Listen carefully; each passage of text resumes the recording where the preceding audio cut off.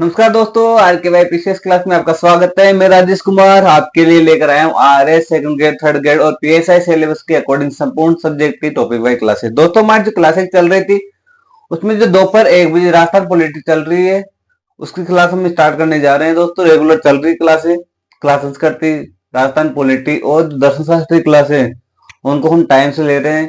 और जो भी टॉपिक है सब्जेक्ट के हिसाब से, जो भी सिलेबस के हिसाब से टॉपिक है उनको हम कवर कर रहे हैं। दोस्तों, हमने जो क्लासेस स्टार्ट की थी उसका माध्यम यही था कि जो आने वाली वैकेंसी है उनको ध्यान में रखते हुए जो क्वेश्चन बन सके, उन्हें जो क्वेश्चन बनने की संभावना है तो हो सकता है वो हमारा उसमें सहयोग, थोड़ा बहुत सहयोग रहे।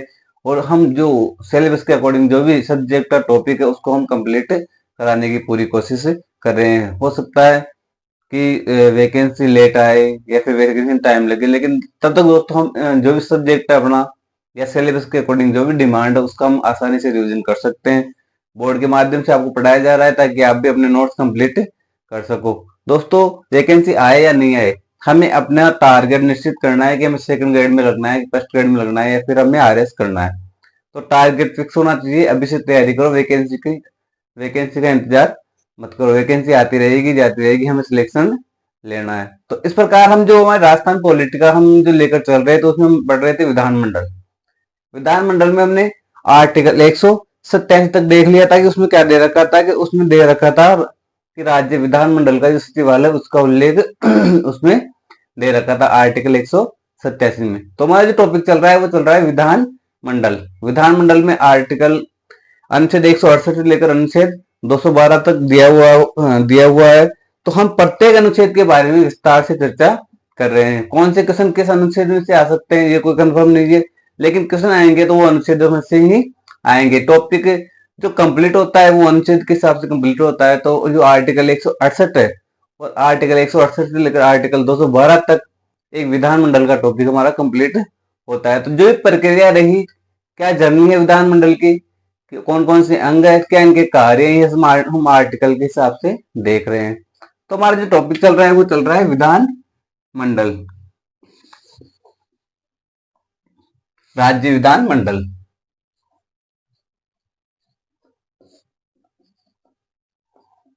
विधान मंडल ये हमारा टॉपिक है। हमने इसमें देखा था आर्टिकल 186 तक देख लिया था, आर्टिकल 187। दोस्तों, कहते हैं ना, जिसकी रगों में खून नहीं जुनून दौड़ता है वही क्या करता है, नामुमकिन रिकॉर्ड तोड़ता है।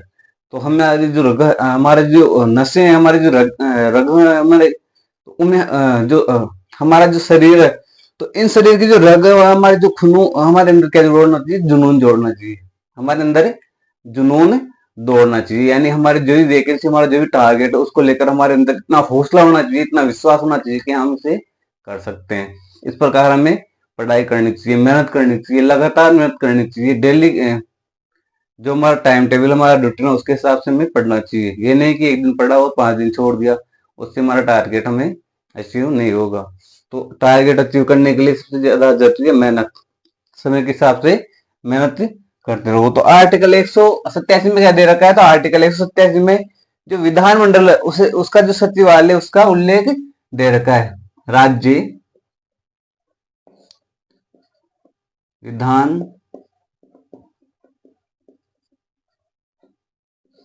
मंडल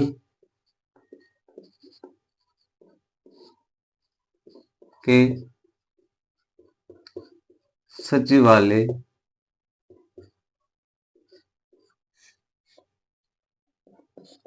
का उल्लेख किसमें दे रखा है, आर्टिकल 187 में राज्य विधानमंडल के सचिवालय का उल्लेख मिलता है। इसके बाद देखते हैं आर्टिकल 188 में क्या दे रखा है। तो आर्टिकल 188 में क्या दे रखा है, तो आर्टिकल 188 में विधानसभा में जो नवनिर्वाचित सदस्य होते हैं उनको गोपनीयता की शपथ कौन दिलाता है उसके बारे में बता रखा है। और जो अन्य सदस्य हैं उनको किसके द्वारा शपथ दिलाई जाती है उसके बारे में बताया गया है। तो आर्टिकल 188 में बता रखा है, अनुच्छेद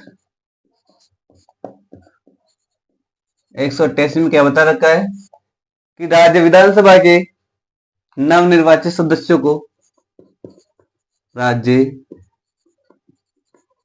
विधान सभा के नवनिर्वाचित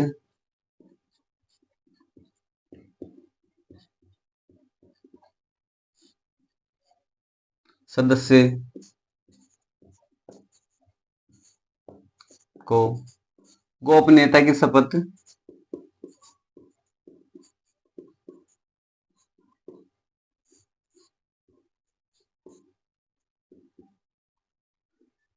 राज्यपाल के द्वारा नियुक्त व्यक्ति के माध्यम से दिलाई जाती है। राज्यपाल के द्वारा नियुक्त व्यक्ति के माध्यम से दिलाई जाती है। लेकिन जो व्यक्ति नियुक्त होता है किसके द्वारा? राज्यपाल के द्वारा। इसे शपथ कौन दिलाता है? तो जो व्यक्ति नियुक्त होता है राज्यपाल के द्वारा जो व्यक्ति नियुक्त किया गया शपथ दिलाने के लिए, इसको शपथ राज्यपाल के द्वारा ही दी जाती है, राज्यपाल के द्वारा ही दिलाई जाती है। अब जो नियुक्त व्यक्ति है इसे कहते हैं प्रोटेम स्पीकर। इसे क्या कहते हैं? Protem speaker. जब नवनिर्वाचित विधानसभा का गठन होता है तो उसमें से जो सदस्य हैं, कितने विधानसभा में कितने सीटें हैं? 200। जो सदस्य हैं वो निर्वाचित होकर आते हैं तो उनको शपथ कौन दिलाता है? तो उनको शपथ दिलाने के लिए राज्यपाल प्रोटेम स्पीकर की नियुक्ति करता है। तो हम देखेंगे प्रोटेम स्पीकर, हम देखेंगे प्रोटेम स्पीकर के बारे में कि क्या है प्रोटेम स्पीकर का प्रोसीजर। ये हम पढ़ रहे हैं आर्टिकल 188 में।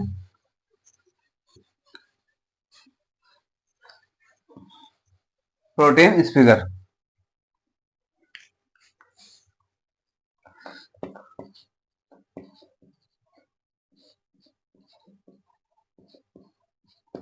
प्रोटेम स्पीकर सबसे पहले इसकी नियुक्ति किसके द्वारा की जाती है? तो सबसे पहले इसकी नियुक्ति राज्यपाल के द्वारा की जाती है। किसके द्वारा की जाती है? इसकी नियुक्ति राज्यपाल के द्वारा की जाती है। इसकी नियुक्ति राज्यपाल के द्वारा की जाती है। इसकी नियुक्ति राज्यपाल के द्वारा की जाती है। किसकी? प्रोटेम स्पीकर की नियुक्ति किसके द्वारा की जाती है? राज्यपाल के द्वारा की जाती है। और प्रोटेम स्पीकर को शपथ कौन दिलाता है? तो राज्यपाल ही से शपथ दिलाता है। इसे राज्यपाल के द्वारा शपथ दिलाई जाती है।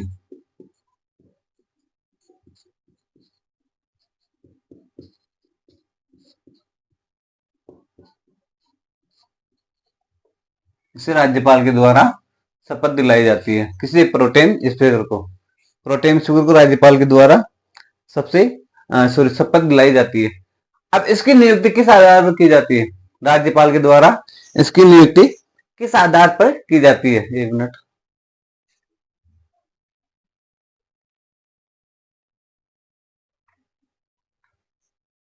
इसकी नियुक्ति राज्यपाल के द्वारा किस आधार पर की जाती है? तो जो नवनिर्वाचित विधानसभा में जो वरिष्ठतम सदस्य होता है, जो चुनकर सदस्य आते हैं उनमें से जो वरिष्ठतम यानी जितने ज्यादा बार वो सदस्य चुना गया, जितने अधिक बार वो विधायक रहा, तो जो वरिष्ठतम सबसे वरिष्ठ सदस्य होता है उसे प्रोटेम स्पीकर के रूप में चुना जाता है। इसका चुनाव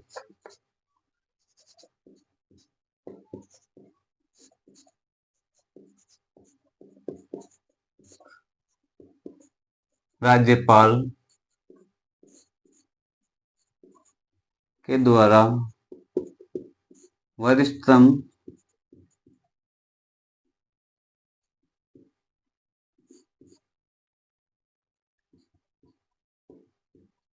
सदस्य के रूप में किया जाता है। वरिष्ठतम सदस्य के रूप में किया जाता है किसके द्वारा? राज्यपाल के द्वारा किया जाता है। इसका कार्य क्या है? तो इसका कार्य है कि जो नवनिर्वाचित सदस्य विधानसभा में जो सदस्य चुनकर आए हैं उनको शपथ दिलाना, उनको उन सदस्यों को शपथ दिलाना। इनका कार्य क्या है इसका? तो इसका कार्य है विधान सभा में नवनिर्वाचित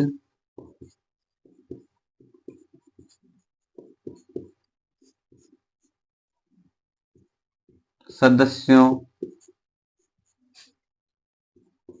को शपथ दिलाना। नवनिर्वाचित सदस्यों को शपथ दिलाना किसका कार्य है ये? तो ये प्रोटेम स्पीकर का कार्य है। अब देखते हैं कि जो प्रथम प्रोटेम स्पीकर हुए वो कौन थे? तो प्रथम प्रोटेम स्पीकर महाराणा संग्राम सिंह थे। कौन थे? महाराणा संग्राम सिंह।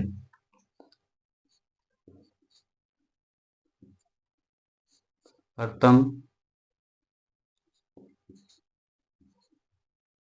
प्रोटेम स्पीकर कौन थे? तो महाराणा संग्राम सिंह।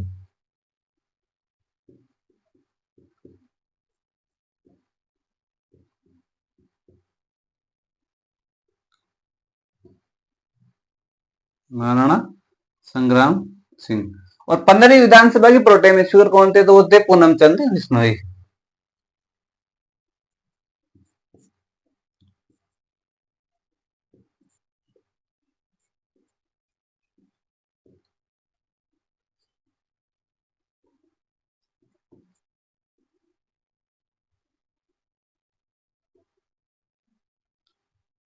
प्रोटेम स्पीकर पूनम चंद बिश्नोई।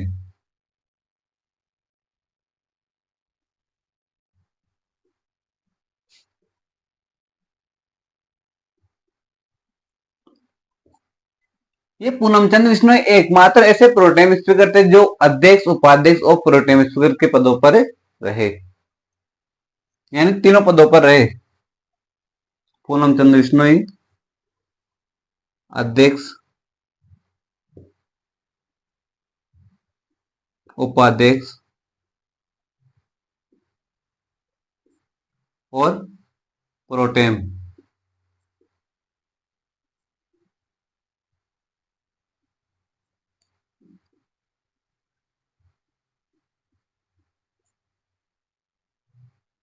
प्रोटेम स्पीकर के पदों पर रहे कौन? पूनम चंद बिश्नोई।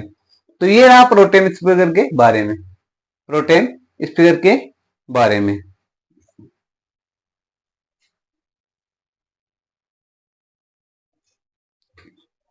तो ये पूनम चंद बिश्नोई जो 15वीं विधानसभा के क्या रहे? प्रोटेम स्पीकर रहे। तो अब 16वीं विधानसभा जो भी चुनाव में जीत कर आई है सरकार बीजेपी की, तो उसमें जो प्रोटेम स्पीकर रहे उनका क्या नाम था? तो 16वीं विधानसभा के प्रोटेम स्पीकर रहे कालीचरण सराफ। कालीचरण सराफ यह लिखता हूं। 16वीं विधानसभा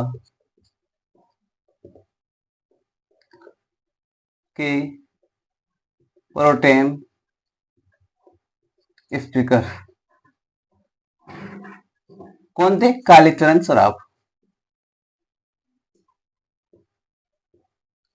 कालीचरण सराफ ये कौन थे? ये थे 16वीं विधानसभा के प्रोटेम स्पीकर कालीचरण सराफ। कालीचरण सराफ। तो ये आर्टिकल 188 में बता रखा है। कौन से आर्टिकल में? आर्टिकल 188 में बता रखा है किसकी? कि राज्यपाल के द्वारा नियुक्त व्यक्ति विधानसभा के जो नवनिर्वाचित सदस्य उनको क्या दिलाएगा? शपथ दिलाएगा। अब देखते हैं जो आर्टिकल 188 में के बाद आर्टिकल 189। आर्टिकल 189 में क्या दे रखा है? अनुच्छेद 189 उसमें क्या बता रखा है? हम पढ़ रहे थे विधानमंडल का अनुच्छेद, विधानमंडल का उल्लेख है आर्टिकल 168 से लेकर आर्टिकल 212 तक।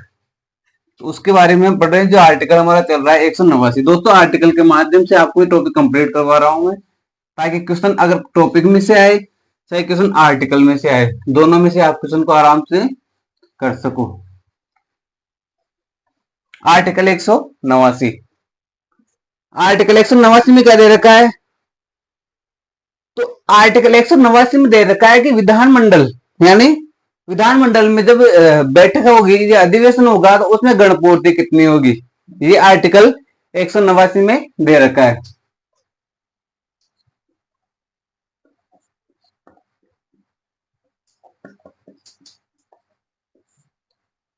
आर्टिकल 189 में दे रखा है कि विधानमंडल के अधिवेशन में गणपूर्ति, विधान मंडल के अधिवेशन में गणपूर्ति, गणपूर्ति यानी कोरम,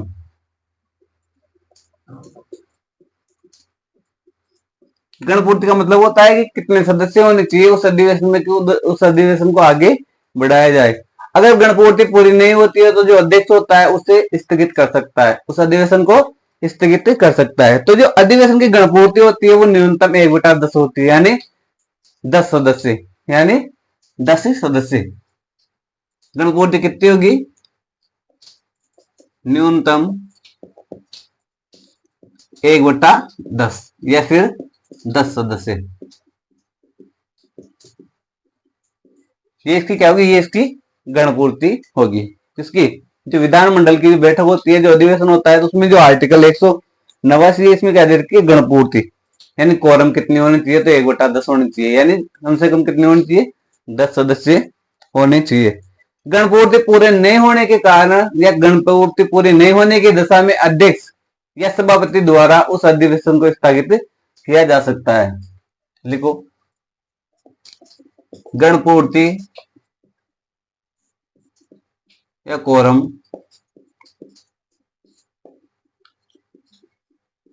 पूरी नहीं होने की दशा में,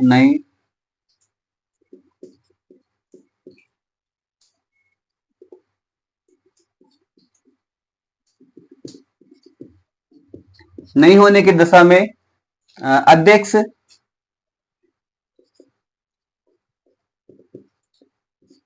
या सभापति, अध्यक्ष होता है विधानसभा में और सभापति होता है विधान परिषद में। तो अध्यक्ष या सभापति के द्वारा उस अधिवेशन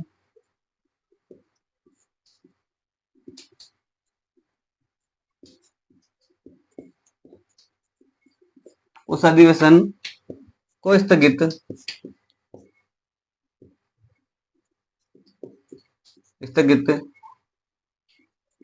किया जा सकता है। उस अधिवेशन को स्थगित किया जा सकता है किसके द्वारा? अध्यक्ष या सभापति के द्वारा। अगर आर्टिकल 189 के अनुसार गणपूर्ति 1/10 पूरी नहीं होती है तो उस विधानमंडल या विधानसभा में उस अधिवेशन को स्थगित किया जा सकता है। उस अधिवेशन को अध्यक्ष के द्वारा स्थगित किया जा सकता है। अब देखते हैं आर्टिकल 190 में क्या दे रखा है। आर्टिकल 190 में क्या दे रखा है? आर्टिकल 190,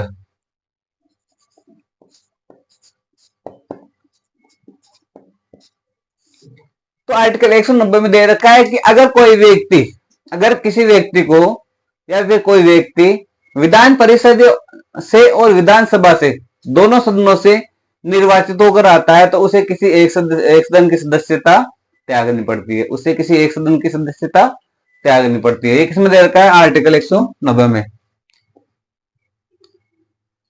अगर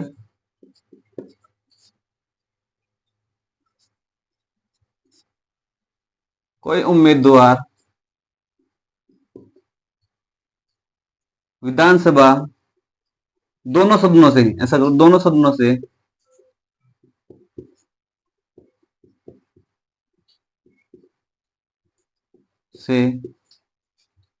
सदस्यता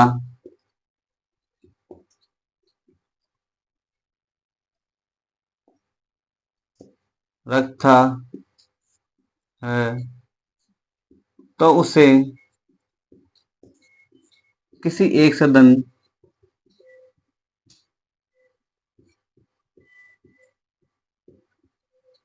की सदस्यता त्यागनी पड़ती है।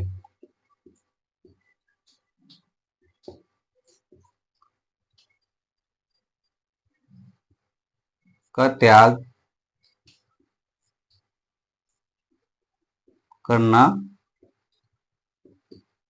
पड़ता है, उसे किसी एक सदन की सदस्यता का त्याग करना पड़ता है। यानी अगर वो दोनों सदनों से निर्वाचित होता है तो उसे किसी एक सदन की सदस्यता का त्याग करना पड़ता है। कितने दिन की अवधि में? तो 10 दिन की अवधि में उसे उस उनकी सदस्य का त्याग करना पड़ता है। अवधि 10 दिन की, अवधि कितने दिन की होती है? 10 दिन। यानी 10 दिन में उसे किसी एक सदन की जो सदस्यता होती है उसे त्याग करना पड़ेगा। अगर वो दोनों सदनों से सदस्य नियुक्त होकर रहता है तो उसे किसी एक सदन की सदस्यता का त्याग करना पड़ता है। ये आर्टिकल 190 में दे रखा है।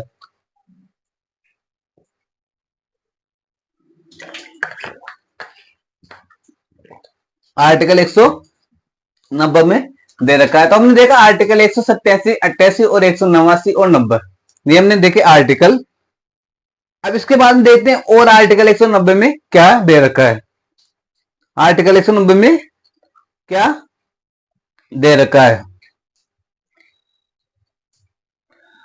अगर ये जो निर्वाचित, दोनों सदनों से निर्वाचित होकर व्यक्ति आया है, अगर ये अपनी सदस्यता नहीं त्यागता है तो इसके द्वारा एक सदन की सदस्यता को क्या मान लिया जाता है? रिक्त मान लिया जाता है। यदि वह अपने एक सदन की सदस्यता का त्याग नहीं करता है तो उसका उस सदन में स्थान क्या मान लिया जाता है? खाली मान लिया जाता है, कि उसे केवल एक ही सदन की सदस्यता ग्रहण करनी होगी। दूसरे सदन में उसके जो सदस्यता है उसे क्या मान लिया जाएगा? खाली मान लिया जाएगा। और क्या दे रखा है? तो अध्यक्ष और सभापति को त्याग पत्र देने के बाद ये पद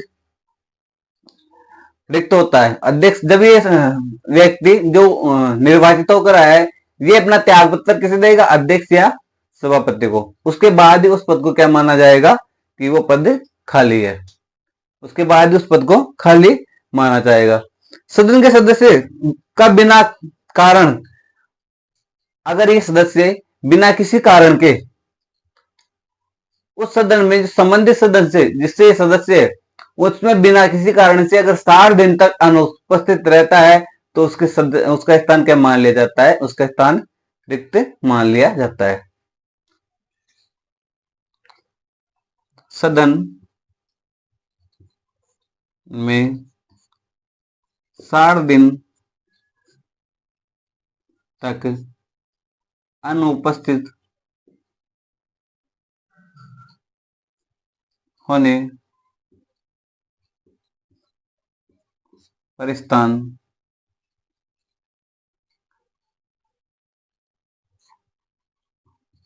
मान लिया जाता है, लिया जाता है। अगर वो 60 दिन तक कह रहा एब्सेंट रहा, कौन? वो सदस्य उस सदन में 60 दिन तक एब्सेंट रहा तो उसका स्थान क्या मान लिया जाएगा? रिक्त मान लिया जाएगा, कि वो उसका स्थान खाली हो चुका है। 60 दिन की एब्सेंट के बाद उसका स्थान क्या मान लिया जाएगा? रिक्त मान लिया जाएगा। तो ये आर्टिकल 190 हमने देखा। अब देखते हैं आर्टिकल 191। आर्टिकल 191 में क्या दे रखा है?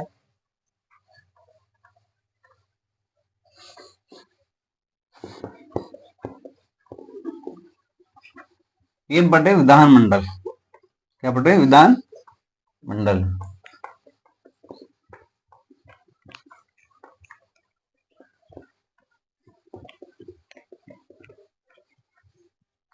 विधानमंडल। अब आर्टिकल 191 उसमें क्या दे रखा है? तो 91 में जो विधानमंडल का जो सदस्य होता है उसकी निर्भरताएं क्या होती है? उसकी निर्भरताएं क्या है उसके बारे में उल्लेख दे रखा है किसने, आर्टिकल 191 में। अनुच्छेद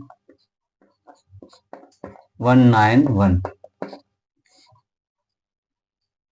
विधानमंडल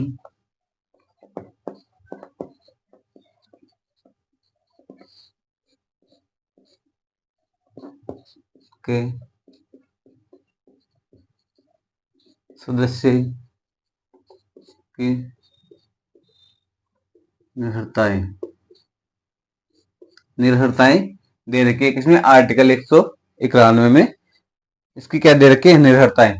अब इसका सब क्लोज देखते हैं हम, आर्टिकल 191 का सब क्लोज। तो आर्टिकल 191 का सब क्लोज ए में क्या दे रखा है, तो आर्टिकल जो 191 उसका सब क्लोज ए में इसकी निर्भरताओं के बारे में पॉइंट दे रखे कि किस आधार पर इसकी क्या है, निर्भरताएं है। तो आर्टिकल 191 का सब क्लोज ए, इसमें दे रखा है क्या कि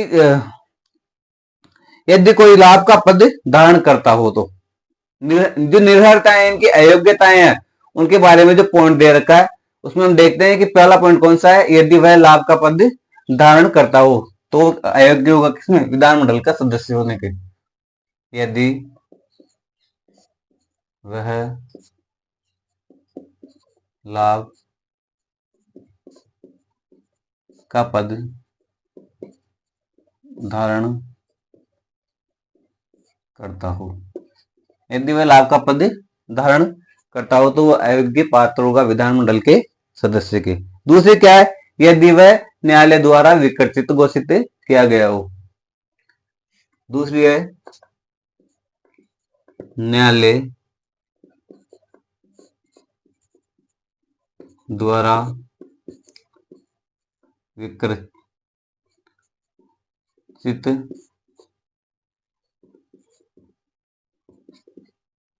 घोषित किया हो, विकसित घोषित किया हो। तो ये दूसरा पॉइंट हो गया। तीसरा कौन सा है कि वह दिवालिया हो, तो भी क्या होगा, अयोग्य होगा, वह दिवालिया हो, वह दिवालिया हो, वह दिवालिया नहीं होना चाहिए। अगर उसे विधानसभा का सदस्य रहना है तो उसे दिवालिया नहीं होना चाहिए। अगर वो दिवालिया होगा तो विधानसभा के सदस्य नहीं हो सकता। और कौन सा है, तो विदेशी राज्य की नागरिकता प्राप्त होने पर। नेक्स्ट पॉइंट है विदेशी नागरिकता प्राप्त होने पर।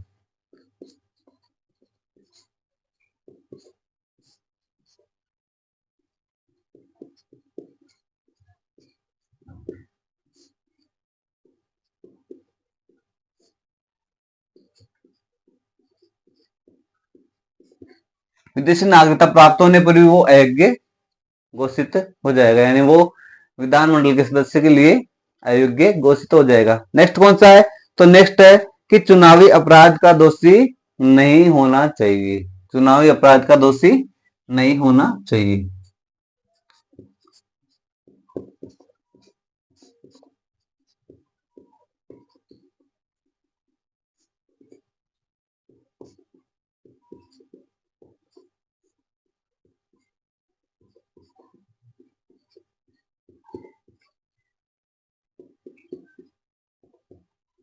चुनावी अपराध का दोषी नहीं होना चाहिए। अगर वो चुनावी अपराध का दोषी होता है तो उसकी अयोग्यता घोषित होती है। नेक्स्ट कौन सा है, तो नेक्स्ट है कि उसे 2 वर्ष या 2 वर्ष से अधिक की जेल की सजा नहीं हुई हो, या उसे 2 या 2 वर्ष से वर्षों की कैद की सजा मिली हो, सॉरी नहीं हुई, नहीं मिली हो, उसे या तो 2 साल की सजा मिली हो या फिर 2 वर्ष से अधिक की जेल की सजा के 2 वर्ष से अधिक कैद हुई हो, तो भी वो अयोग्य घोषित होगा। उससे 2 वर्ष या अधिक वर्षों की कैद हुई हो तो भी वो अयोग्य होगा किसके, विधानमंडल के सदस्य होने के लिए। और क्या है, और ये है कि विश्वासघात के कारण उसे सरकारी पद से नहीं हटाया गया हो, विश्वासघात के कारण उसे सरकारी पद से नहीं हटाया गया हो।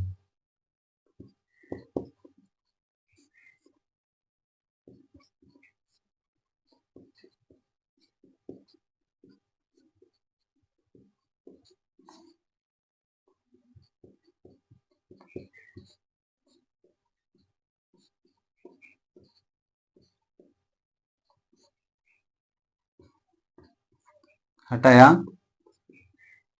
गया हो, यानी उसे विश्वासघात के कारण सरकारी पद से हटाया गया हो,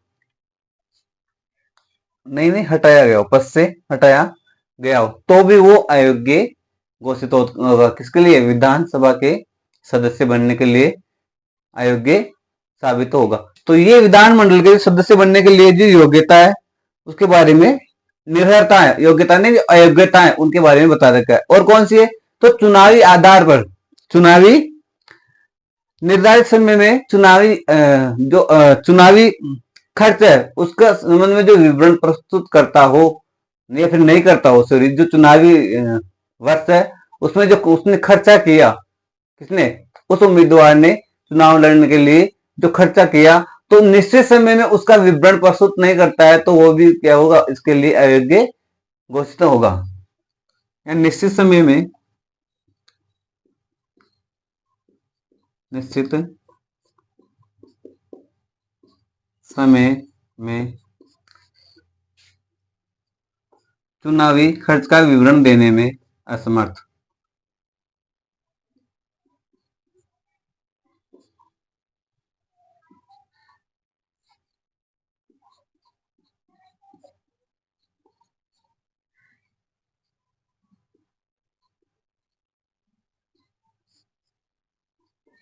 यानी उसने एक निश्चित समय में अपने चुनावी खर्च का विवरण नहीं दिया तो वो भी क्या होगा, वो भी अयोग्य घोषित होगा। तो इस प्रकार हमने देखी। और एक कौन सी है, तो एक है कि उसने कभी दहेज, सत्यप्रथा या फिर जो जातिवाद होता है, यानी अस्पृश्यता होती है, छुआछूत होता है, उसको बढ़ावा नहीं दिया हो, यानी इन कुरीतियों में उसकी क्या हो, वो संलग्न नहीं हो, तो भी वो, अगर वो संलग्न रहता है तो फिर उसको उसको विधानमंडल का सदस्य उसके बनने की अयोग्यता उसमें निहित होती है। तो ये लिखता हूं मैं, किसके आधार पर, एक तो अस्पष्टता के आधार पर, परस्यता, दहेज और सतीप्रथा, इन तीनों में क्या हो, संलग्न हो,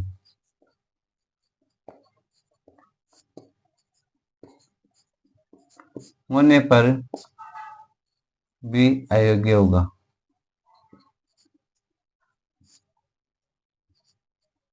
तो ये इसकी क्या थी, ये इसकी अयोग्यता है, किसकी, निर्भरता थी, किसकी, विधानमंडल के सदस्य होने की निर्भरता है। कौन से आर्टिकल में, आर्टिकल 191 में बताई गई है। कौन से में बताई गई है, तो अनुच्छेद 191 में ये अयोग्यताएं बताई गई है। कौन कौन सी है, तो वह लाभ का पद धारण करता हो तो भी अयोग्य होगा, न्यायालय द्वारा विकृत घोषित हो, दिवालिया हो, विदेशी नागरिकता रखता हो, चुनावी अपराध का दोषी हो, 2 वर्ष या अधिक वर्ष की सजा हुई हो, और विश्वासघात के कारण उसे नौकरी से हटाया गया हो, और निश्चित समय में वो चुनावी खर्च का विवरण देने में असमर्थ हो, और साथ ही अस्पष्टता, दहेज और सतीप्रथा क्या इसमें संलग्न हो, तो ये क्या है, इसकी अयोग्यताएं हैं। ये क्या है, इसकी अयोग्यताएं हैं।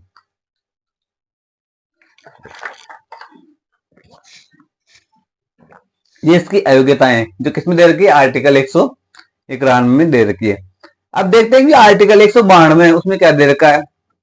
आर्टिकल 192 है, उसमें क्या दे रखा है, उससे पहले हम देख लेते हैं एक बार जो आर्टिकल 191 का सब क्लोज ए तो हमने देख लिया, लेकिन जो आर्टिकल 191 का सब क्लोज बी है उसमें क्या दे रखा है। तो आर्टिकल 191 का सब क्लोज बी है, उसमें दे रखा है कि 10वीं अनुसूची के आधार पर, आपको पता है 10वीं अनुसूची में क्या दे रखा है, तो दल बदल दे रखा है, दल बदल दे रखा है। तो एक और अयोग्यता है इसमें कि 10वीं अनुसूची के आधार पर, दल बदल के आधार पर उसे अयोग्य घोषित किया जाएगा। ये किसमें दे रखा है?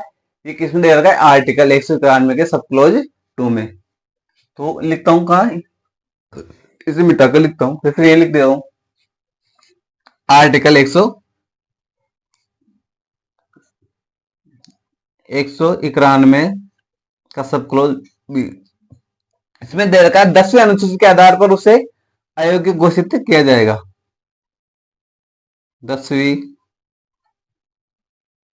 अनुसूची यानी दल बदल।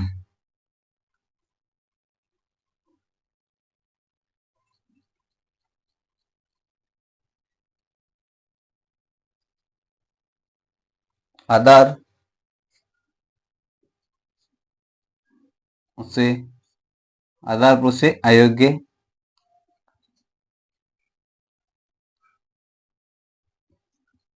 घोषित किया जाएगा। ये किसमें दे रखा है? ये आर्टिकल 191 के सब क्लोज 2 में दे रखा है। दोस्तों, जो आर्टिकल हमने देखा आर्टिकल 191 उसका सब क्लोज ए देखा, उसमें जो अयोग्यताएं बताएगी उनको देखा हमने एक पॉइंट वाइज। और जो आर्टिकल 191 का सब क्लोज बी है उसमें भी हमने देखा है कि उसमें क्या दे रखा है। उसमें दे रखा है कि दल बदल 10वीं अनुसूची के आधार पर, यानी 10वीं अनुसूची में क्या दे रखा है? तो दल बदल दे रखा है। तो दल बदल के आधार पर भी उससे क्या किया जा सकता है? उसे अयोग्य घोषित किया जा सकता है, उसे अयोग्य घोषित किया जा सकता है। अब देखते हैं आर्टिकल 192 में क्या दे रखा है। आर्टिकल 192 में क्या दे रखा है ये हम देखते हैं। तो आर्टिकल 192,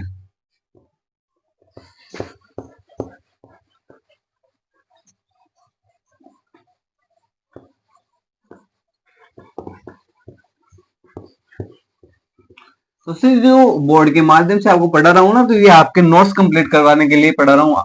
साथ के साथ आप अपने नोट्स भी कंप्लीट करते रहो। ये नहीं कि मैं पॉइंट वाइज इधर उधर लिख रहा हूँ, मैं बिल्कुल सीक्वेंस वाइज लिख रहा हूँ, जिससे आपका नोट्स भी आप कंप्लीट कर सको और उसका रिविजन कर सको। इतना मैटर कहीं नहीं मिलेगा आपको जितना मैटर मैं आपको लिखवा रहा हूँ। और ये आप ये मत सोचो कि बोर्ड के माध्यम से पढ़ा रहे तो वैसे ही पढ़ा रहे होंगे। पढ़ाने को तो पीडीएफ से ही पढ़ा सकता हूँ मैं, लेकिन वो आपकी सहूलियत के लिए है कि साथ के साथ मैं लिखता रहूं, साथ के साथ आप पढ़ते रहो। तो उससे क्या डबल याद होता है। उससे हमारी जो मेमोरी है, जो माइंड का जो हमारी जो मेमोरी है उसमें क्या है, वो ज्यादा जल्दी से ज्यादा कैच करती है। एक तो सुनते हैं और एक पढ़ते हैं, एक तो हम सुनते हैं और एक हम पढ़ते हैं। तो इस आधार पर हमारा जो माइंड है वो जल्दी कैच करता है। तो इस वजह से मैं आपको लिखवा रहा हूँ।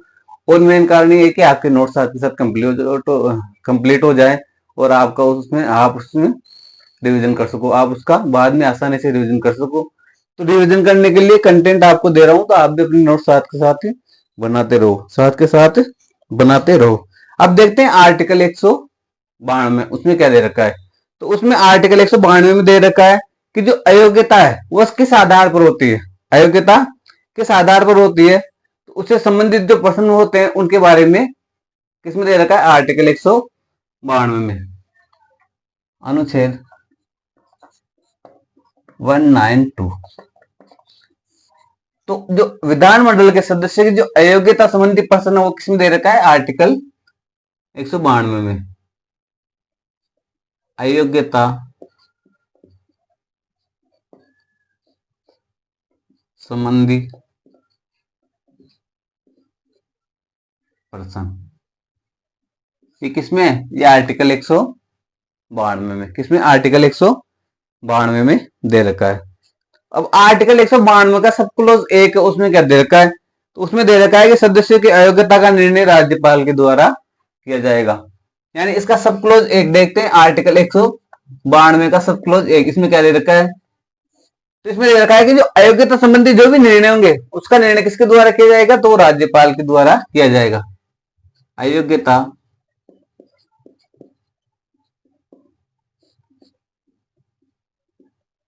संबंधी निर्णय राज्यपाल के द्वारा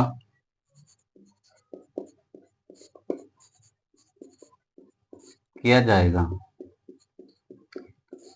यानी अगर जो भी अयोग्य करार देना है किसी सदस्य को अयोग्यता करार देनी है किसी भी सदन का हो, चाहे विधानमंडल में दोनों सदन आते हैं, विधानसभा और विधान परिषद। तो विधानमंडल के सदस्य को अगर अयोग्यता करार देनी है तो उसका निर्णय कौन करेगा? उसका निर्णय राज्यपाल के द्वारा किया जाएगा। उसका निर्णय किसके द्वारा किया जाएगा? राज्यपाल के द्वारा किया जाएगा। अब जो आर्टिकल 192 इसका सब क्लोज टू क्या कहता है? इसका सब क्लोज टू क्या कहता है? तो वो कहता है कि जो आर्टिकल 192 उसका सब क्लोज टू कहता है कि जो राज्यपाल निर्णय करेगा, अयोग्यता संबंधी निर्णय कौन करेगा? राज्यपाल। लेकिन राज्यपाल को निर्णय करने से पूर्व किससे वो करना पड़ेगा? किससे राय लेनी पड़ेगी? तो वो राय लेनी पड़ेगी राज्य निर्वाचन आयोग से। राज्य निर्वाचन आयोग से उसे सलाह लेनी पड़ेगी, उससे राय लेनी पड़ेगी। तो आर्टिकल 192 का सब क्लोज टू क्या कहता है? तो आर्टिकल 192 का सब क्लोज टू कहता है कि निर्णय करने से पूर्व, निर्णय या फिर लिखो अयोग्यता का निर्णय देने से पूर्व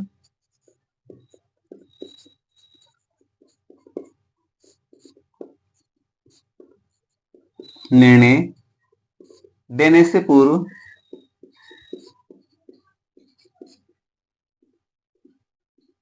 राज्यपाल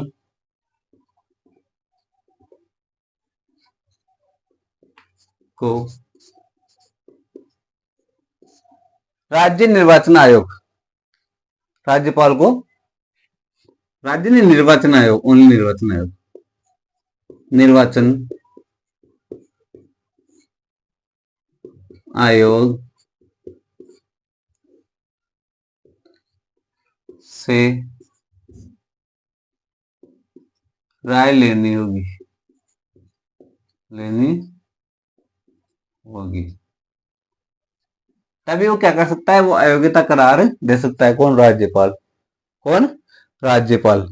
तो ये रहा आर्टिकल 192। ये मैंने देखा आर्टिकल 192। अब देखते हैं आर्टिकल 193 में क्या दे रखा है। तो आर्टिकल 193 में दे रखा है कि जो आर्टिकल 188 के तहत राज्यपाल के द्वारा जो प्रोटेम स्पीकर नियुक्त किया गया, जो आर्टिकल 188 के तहत शपथ लेने से पहले कोई व्यक्ति, यानी प्रोटेम स्पीकर के द्वारा शपथ दिलाने से पहले जब कोई विधानसभा का सदस्य नवनिर्वाचित होकर आता है और वो शपथ लेने से पहले, शपथ कौन दिलाता है? प्रोटेम स्पीकर दिलाता है, राज्यपाल के द्वारा नियुक्त होता है। तो शपथ दिलाने से पहले अगर वो किसी विधानमंडल के या अधिवेशन में या बैठक में भाग लेता है तो उसको 500 रुपये प्रतिदिन के हिसाब से जुर्माना देना होगा। उसको 500 रुपये प्रतिदिन के हिसाब से जुर्माना देना होगा। ये आर्टिकल कौन से में दे रखा है? आर्टिकल 193 में दे रखा है। 193 में दे रखा है। क्या क्या दे रखा है? कि शपथ दिलाने से पूर्व, नवनिर्वाचित विधानसभा के सदस्य को शपथ दिलाने से पूर्व कोई भी नवनिर्वाचित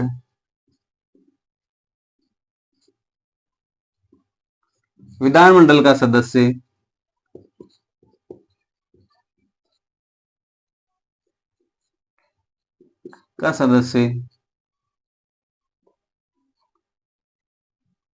गोपनीयता की शपथ से पूर्व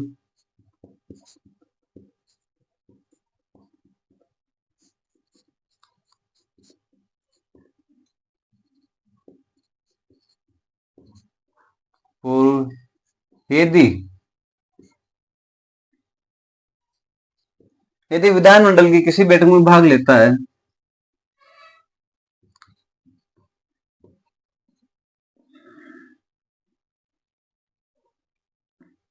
कि किसी भी बैठक में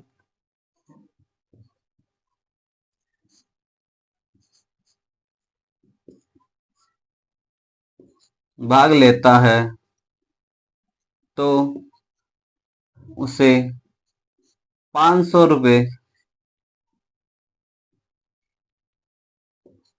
प्रतिदिन के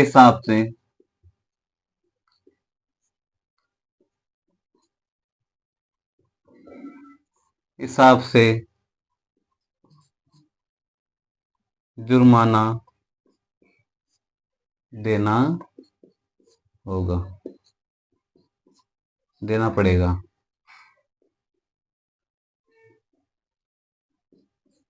यानी अगर वो शपथ लेने से पूर्व वो सदस्य निर्वाचित होकर आया और वो शपथ लेने से पूर्व यदि वो विधानसभा मंडल की किसी भी बैठक में भाग लेता है तो उसके उसको प्रतिदिन के 500 रुपए के हिसाब से जुर्माना देना पड़ेगा। यानी वो देगा किसे? विधानमंडल को। वो देगा किसे? विधान संबंधी सदन को 500 रुपए प्रतिदिन के हिसाब से उससे जुर्माना वसूल किया जाएगा। उससे जुर्माना वसूल किया जाएगा। तो ये आर्टिकल कौन में दे रखा है? आर्टिकल कौन से में दे रखा है? तो आर्टिकल 193 में दे रखा है। एक मिनट।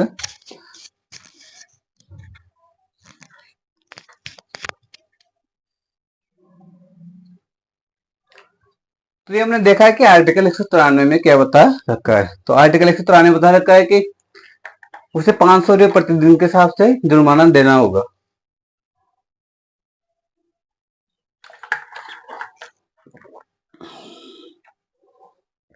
उसे 500 रुपये प्रतिदिन के हिसाब से उससे क्या जुर्माना वसूल किया जाएगा। कब? जब वो शपथ लेने से पूर्व यदि किसी बैठक में भाग लेता है, यानी विधानमंडल किसी भी बैठक में वो भाग लेता है तो उससे 500 रुपये जुर्माना वसूल किया जाएगा। अब देखते हैं आर्टिकल 194 में क्या दे रखा है। आर्टिकल 194 में क्या दे रखा है। आज इस आर्टिकल को पूरा कर लेंगे, जो हमारा विधानमंडल का टॉपिक है जिसे हम पूरा कर लेते हैं। आर्टिकल 194 में क्या दे रखा है।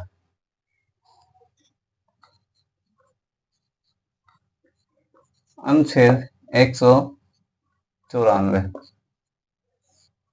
इसमें क्या बता रखा है। तो आर्टिकल 194 बता रखा है कि विधानमंडल के जो अलग अलग सदन है, कौन कौन से? विधान सभा और विधान परिषद। तो इन अलग अलग इन जो विधानमंडल के सदनों की जो समितियां और सदस्यों को मिलने वाले जो अधिकार है उनके बारे में बताया गया। किसमें? आर्टिकल 194 में।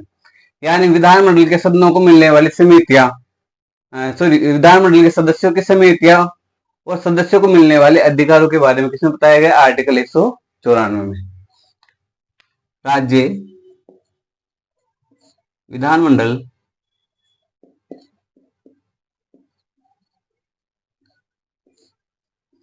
की समितियों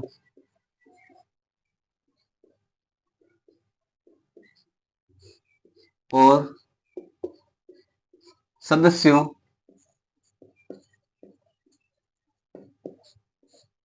को मिलने वाले अधिकार, मिलने वाले अधिकारों के बारे में बताया गया।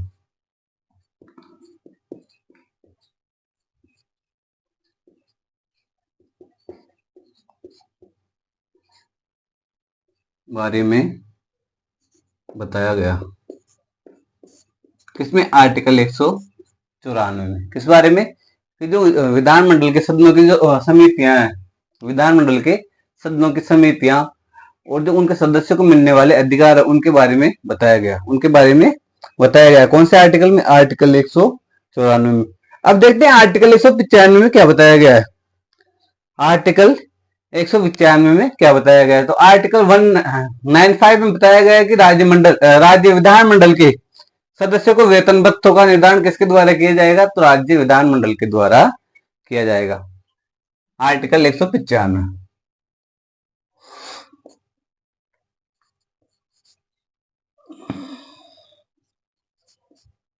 आर्टिकल 195 विधानमंडल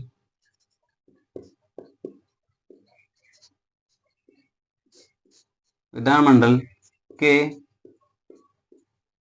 सदस्यों का वेतन भत्तों, सदस्यों के वेतन भत्तों का निर्धारण राज्य विधानमंडल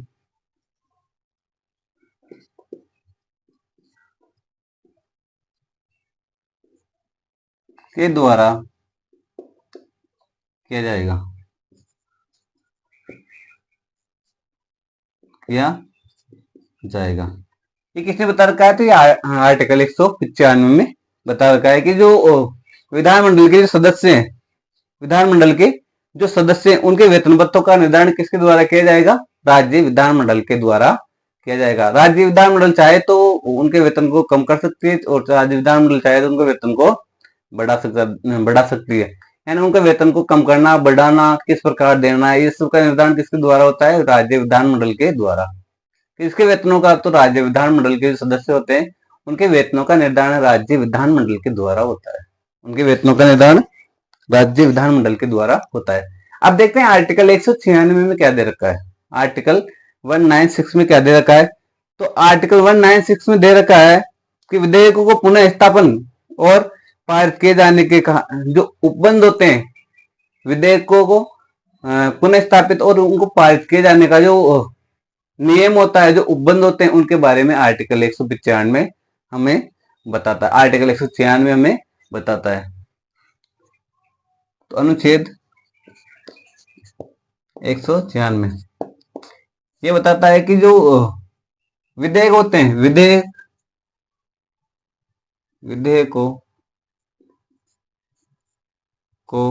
का मतलब होता है जो प्रस्ताव पारित करते हैं, विधेयकों को पुनः स्थापन और पारित करने के लिए उपबंध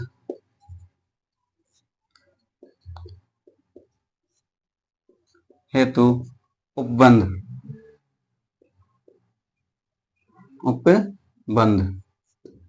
ये किसमें दे रखे हैं? तो ये आर्टिकल 196 में दे रखे हैं। आर्टिकल 196 में दे रखे हैं। किसके बारे में? आर्टिकल 196 196 में क्या बता रखा है? तो जो विधेयक होते हैं उन्हें पुनः स्थापित करने और उनके बारे में उन्हें पारित करने का जो नियम होता है, जो उपबंध होता है, किस प्रकार उन्हें पारित किया जाता है, उसके बारे में बता रखा है। कौन से? आर्टिकल 196 में। अब देखते हैं आर्टिकल 197 में क्या दे रखा है।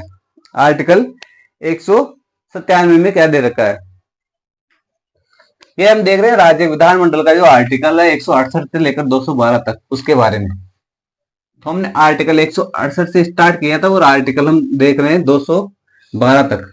तो अब देखेंगे आर्टिकल 197 में क्या दे रखा है। आर्टिकल 197 अनुच्छेद 197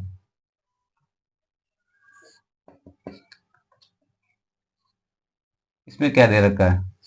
आर्टिकल 197 में क्या दे रखा है? अब आर्टिकल 197 में दे रखा है कि जो विधेयक, जो प्रस्ताव पारित किए गए हैं या प्रस्ताव पारित किए जाते हैं, उन पर विधानमंडल की क्या शक्तियां हैं, विधान परिषद की क्या शक्तियां हैं। यानी उन विधेयकों पर विधान परिषद की शक्तियों के बारे में उल्लेख किया गया किसमें? आर्टिकल 197 में। यानी विधेयकों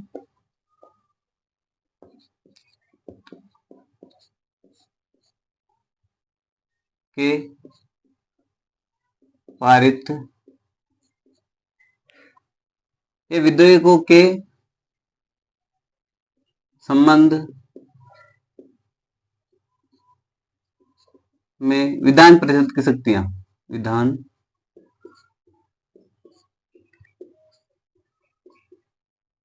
परिषद की शक्तियां, विधान परिषद की शक्तियां किसमें दे रखी है? आर्टिकल 197 में। आर्टिकल 197 में। अब आर्टिकल जो 197 है इसका देखेंगे हम सब क्लोज 1, सब क्लोज 2 और सब क्लोज 3। उसमें क्या क्या दे रखा है? तो ये तो हमने देख लिया एक प्रारूप की जो विधेयक है, जो प्रस्ताव पारित करते हैं हम, तो उनको लेकर जो विधान परिषद की शक्तियां हैं उसके बारे में उल्लेख किया गया। कौन से आर्टिकल में? आर्टिकल 197 में। अब देखते हैं कि जो आर्टिकल 197 का सब क्लोज 1 है, आर्टिकल 197 का सब क्लोज 1 है, उसमें क्या दे रखा है? तो आर्टिकल 197 का जो सब क्लोज 1 है उसमें क्या दे रखा है?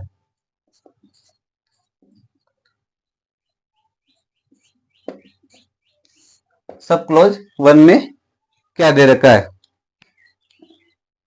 तो इसमें दे रखा है कि जो साधारण विधेयक होता है, ध्यान रखना जो भी प्रक्रिया है ये सब साधारण विधेयक के बारे में ही दे रखी है। धन विधेयक से इसका कोई लेना देना नहीं है। जो भी शक्तियां हैं ये किसमें? साधारण विधेयक में। विधान परिषद को जो भी शक्तियां प्राप्त है कौन से विधेयक में? साधारण विधेयक में प्राप्त है। तो सबसे पहले जो आर्टिकल 197 के 1 में दे रखा है वो क्या दे रखा है कि साधारण विधेयक राज्य के विधानमंडल के किसी भी सदन में रखा जा सकता है। साधारण विधेयक राज्य के विधानमंडल के किसी भी सदन में रखा जाता है जा सकता है। साधारण विधेयक विधेयक राज्य के विधानमंडल के किसी भी सदन में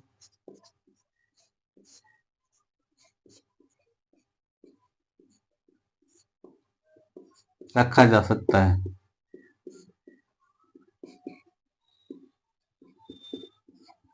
रखा जा सकता है यानी विधेयक को हम विधानसभा में भी रख सकते हैं और विधान परिषद में भी हम रख सकते हैं। यानी विधेयक को किसी भी सदन में रखा जा सकता है। यानी जो विधेयक हम पारित कर रहे हैं उसे विधानमंडल के 2 सदन होते हैं, विधानसभा और विधान परिषद, तो हम किसी भी सदन में उसको हम रख सकते हैं। ये किसमें दे रखा है? आर्टिकल 197 के सब क्लॉज 1 में।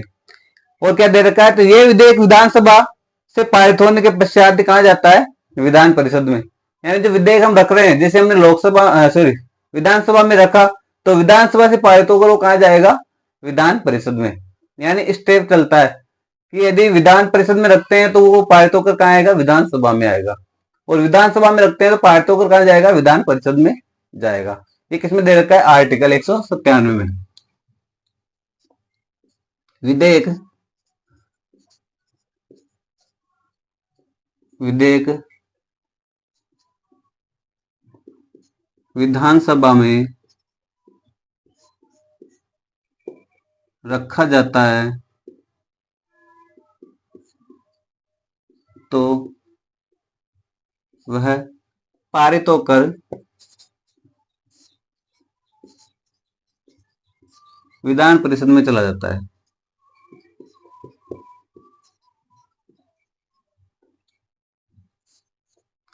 विधान परिषद में जाता है। और यदि विधान परिषद में रखा जाता तो कहां जाता? वो पारित होकर विधानसभा में चला जाता। ये कौन से आर्टिकल में? आर्टिकल 197 के सब क्लॉज 1 में दे रखा है। अब और क्या दे रखा है? और क्या दे रखा है?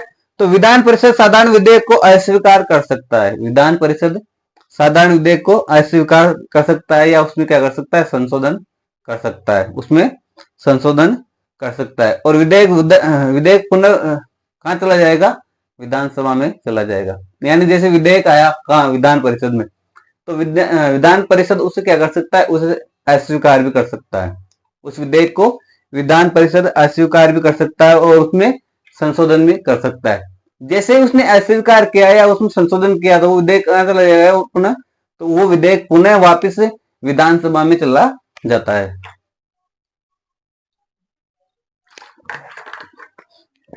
वो विधेयक पुनः कहां चला जाता है?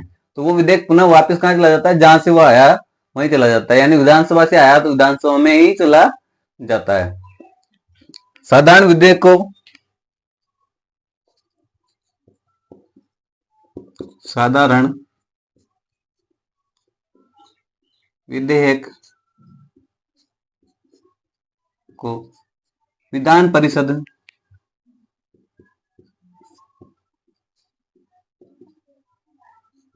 अस्वीकार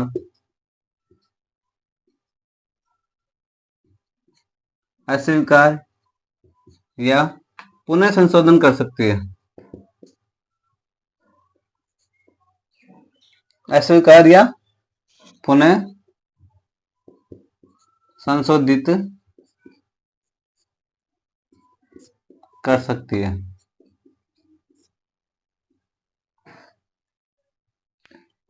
जिसके बाद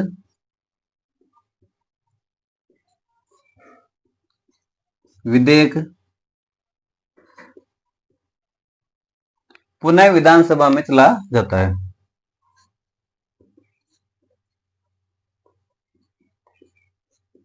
विधानसभा में चला जाएगा। यानी वापस कहां चला जाएगा? वो विधानसभा में चला जाएगा। तो ये कौन से आर्टिकल में दे रखा है? आर्टिकल 197 में। आर्टिकल 19 के सब क्लोज 1 में दे रखा है। आर्टिकल सब क्लोज 1 में दे रखा है।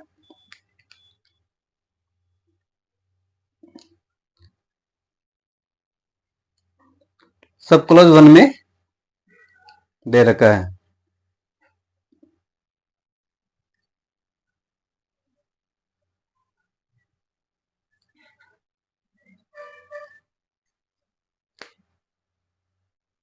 और क्या दे रखा है? आर्टिकल 197 का सब क्लोज 1 में। तो आर्टिकल 197 का सब क्लोज दे रखा है कि जो साधारण विधेयक विधानसभा द्वारा पारित होने के बाद कहां आता है? विधान परिषद में आता है। अब विधान परिषद उसे कितने समय तक अपने पास रख सकती है? तो उसे 3 माह के समय तक, 3 महीने तक अपने पास रख सकती है। अगर वो उसे पारित नहीं करती तो वो विधेयक वापस कहां चला जाता है? विधानसभा में चला जाता है। यानी कितने माह तक रख सकती है वो? 3 माह तक। 3 माह तक। अगर विधान परिषद उसे पारित नहीं करती है तो वो कहां चला जाएगा वापस? वो चला जाएगा पुनः पारित नहीं होने पर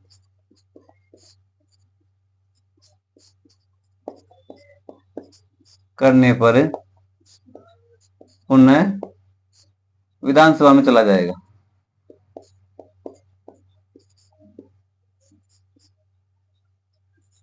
में चला जाता है, पुनः विधानसभा में चला जाता है। तो इस प्रकार जो आर्टिकल 197 है इसका सब क्लोज 1 हमने देखा।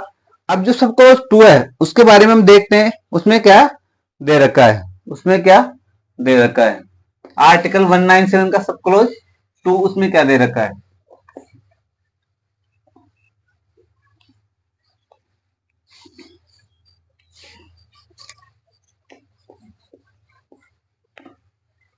आर्टिकल 197 का सब क्लोज 2।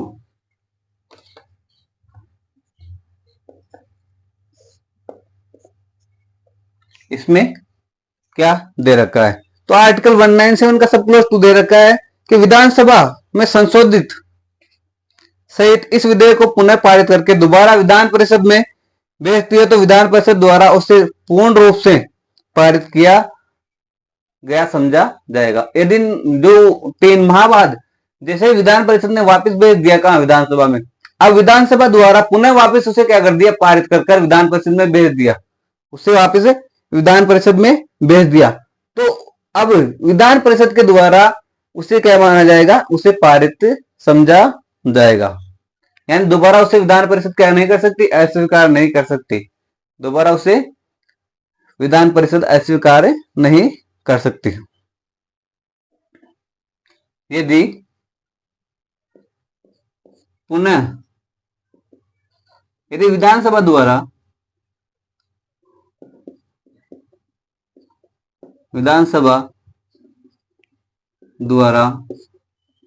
विधेयक को पुनः पारित करके विधान परिषद में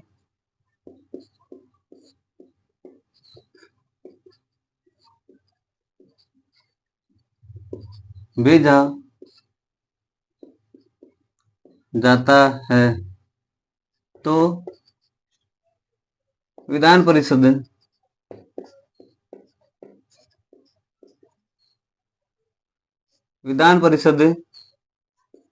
उस विधेयक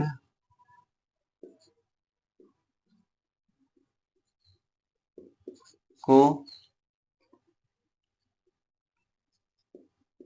अस्वीकार नहीं कर सकती। अर्थात वह विधेयक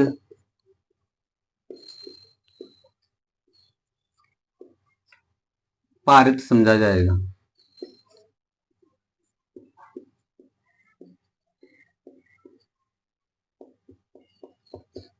वह विधेयक पारित समझा जाएगा, यानी विधान परिषद उसे अस्वीकार नहीं कर सकती। कौन से आर्टिकल में? आर्टिकल 197 के सब क्लोज 2 में बताया गया। और क्या बताया गया? तो आर्टिकल 197 का जो सब क्लोज 2 है उसमें बताया गया कि विधानसभा से पारित साधारण विधेयक को विधान परिषद अधिकतम कितने माह तक रोक सकती है? तो वो उसे 4 माह तक रोक सकती है। ओनली साधारण विधेयक के बारे में चर्चा कर रहे हैं, धन विधेयक के बारे में नहीं। धन विधेयक का तो किसी भी प्रकार का अधिकार विधान परिषद को प्राप्त नहीं है। ये ओनली साधारण विधेयक के बारे में हम चर्चा कर रहे हैं। साधारण विधेयक के बारे में हम चर्चा कर रहे हैं। साधारण विधेयक के ऊपर ही क्या विधान परिषद को शक्तियां प्राप्त है। तो जो और क्या दे रखा है 197 के सब क्लोज 2 में, तो साधारण विधेयक को विधान परिषद अधिकतम कितने समय के लिए रोक सकती है? 4 माह के लिए। साधारण विधेयक को विधान परिषद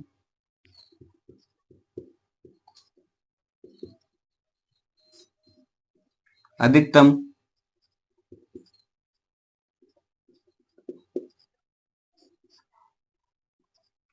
4 माह के लिए रोक सकती है। कितने माह के लिए? 4 माह के लिए। कितने माह के लिए रोक सकती है? 4 माह के लिए। और क्या दे रखा है 197 के सब क्लोज 2 में? और दे रखा है कि साधारण बहुमत पर, साधारण विधेयक पर दोनों सदनों के संयुक्त वेतन का प्रावधान नहीं है। साधारण बहुमत, साधारण विधेयक पर दोनों सदनों की संयुक्त बैठक का प्रावधान नहीं है।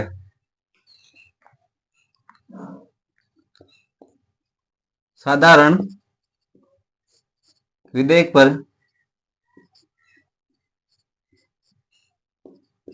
दोनों सदनों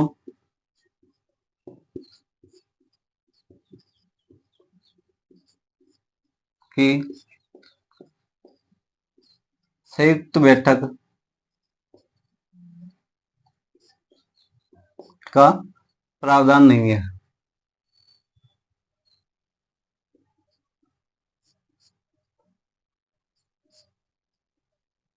प्रावधान नहीं है, यानी दो सदनों की बैठक का प्रावधान नहीं है। किसमें? साधारण विधेयक जब कोई पारित होता है तो कई बार ऐसी सिचुएशन आ जाती है, कई बार ऐसी कंडीशन भी आती है कि दोनों जो सदन है उस पर क्या होते हैं, उस पर अपना डिसीजन नहीं दे पाते। तो उस समय जो धन विधेयक होता है उन पर तो संयुक्त बैठक का प्रावधान है, लेकिन जो साधारण विधेयक होता है राज्यपाल के द्वारा उस पर संयुक्त बैठक का प्रावधान नहीं है। उस पर संयुक्त बैठक का प्रावधान नहीं है। लेकिन केंद्र में क्या है? आर्टिकल 108 के अनुसार संयुक्त बैठक का प्रावधान है।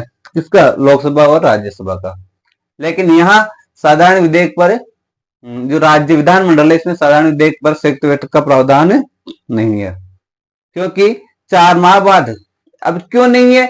क्योंकि जब संयुक्त बैठक का प्रावधान इसलिए नहीं है क्योंकि 4 माह बाद जो विधेयक है, साधारण विधेयक जो विधान परिषद में भेजा गया है, तो 4 माह बाद इस होते क्या मान लिया जाता है? पारित मान लिया जाता है। इसलिए इस पर क्या है? संयुक्त बैठक का प्रावधान नहीं है, क्योंकि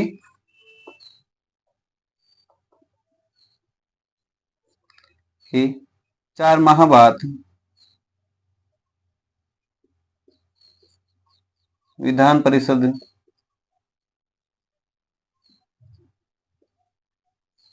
से विधेयक स्वतः ही पारित मान लिया जाता है।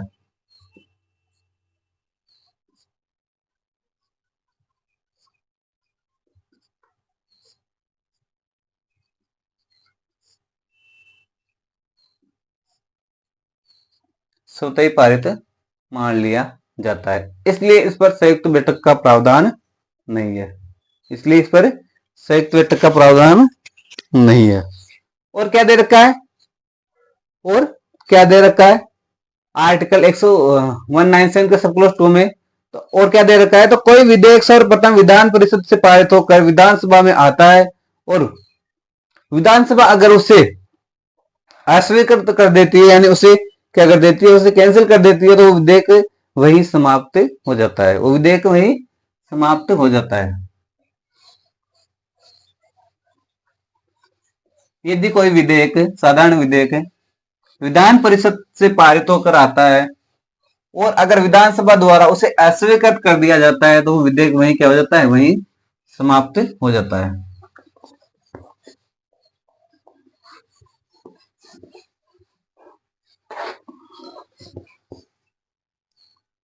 यदि कोई विधेयक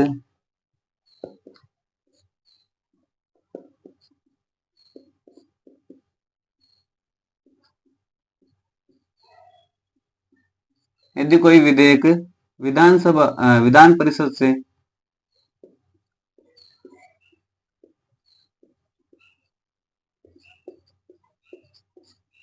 पारित होकर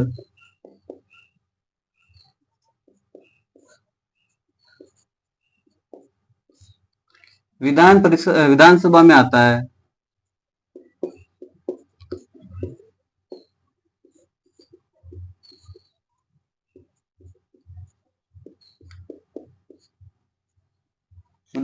आता है और विधानसभा द्वारा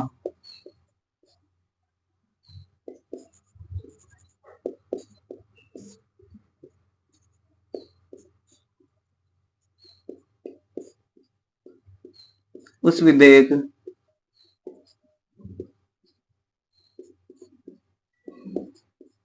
अस्वीकृत कर दिया जाता है।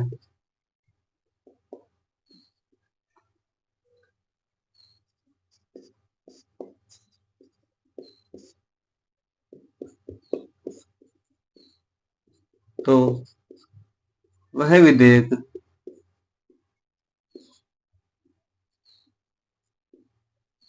वहीं समाप्त हो जाता है।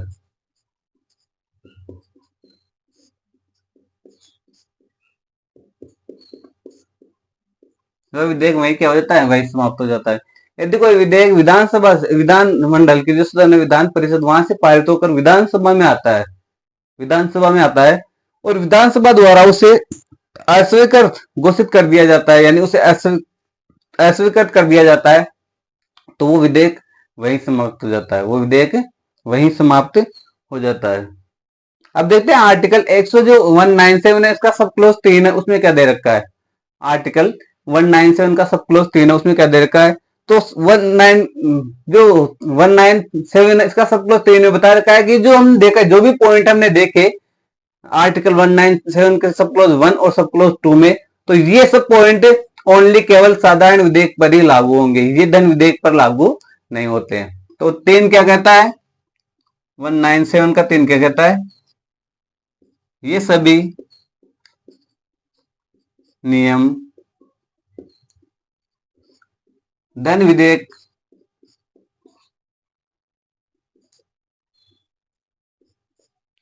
पर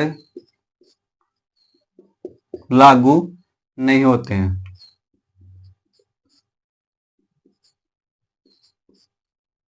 धन विधेयक पर लागू नहीं होते, केवल साधारण विधेयक पर ही ये लागू होते हैं। तो ये आर्टिकल 197 का सब क्लोज 3 कहता है। तो ये हमने देख रहे हैं जो आर्टिकल 168 से लेकर आर्टिकल 112 तक विधानमंडल के बारे में बता रखा है, उसमें हमने देखा आर्टिकल 197 तक। 97 का सब क्लोज 1 देखा, 2 देखा और 3 देखा। अब देखेंगे आर्टिकल 198 में क्या दे रखा है। आर्टिकल 198 में क्या दे रखा है, तो उसके बारे में देखते हैं। आर्टिकल 198 में क्या दे रखा है। तो आर्टिकल 198 में धन विधेयकों के बारे में जो प्रक्रिया है, धन विधेयक की जो प्रक्रिया, उसका उल्लेख किया गया है। कौन से आर्टिकल में, आर्टिकल 198 में। एक मिनट,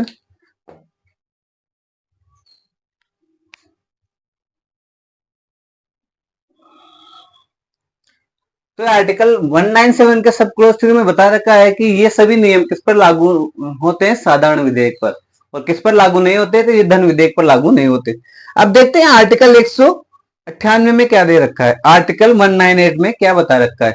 तो आर्टिकल 198 में धन विधेयक की जो प्रक्रिया है उसके बारे में बता रखा है। धन विधेयक की प्रक्रिया के बारे में बता रखा है आर्टिकल 198 में। क्या प्रक्रिया है धन विधेयक की, उसके बारे में बता रखा है। कई बार क्वेश्चन पूछ लिया जाता है धन विधेयक के बारे में, तो मैं आपको धन विधेयक के बारे में इस आर्टिकल में से टॉपिक बताऊंगा, इस पॉइंट बताऊंगा जिनसे क्वेश्चन बनते हैं कई बार। तो सबसे पहले देखते हैं कि धन विधेयक के बारे में आर्टिकल 198 में बता रखा है। आर्टिकल 198 में किसके बारे में बता रखा है इसमें? तो धन विधेयक के बारे में। धन विधेयक की प्रक्रिया।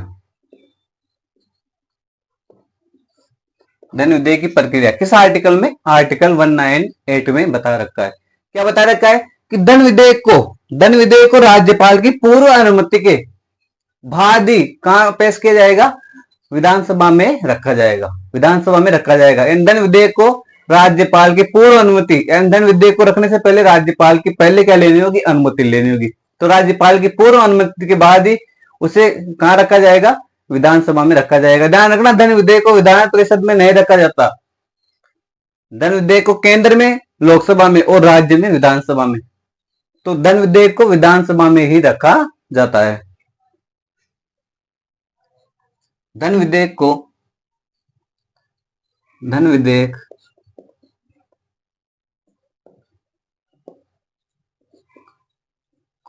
राज्यपाल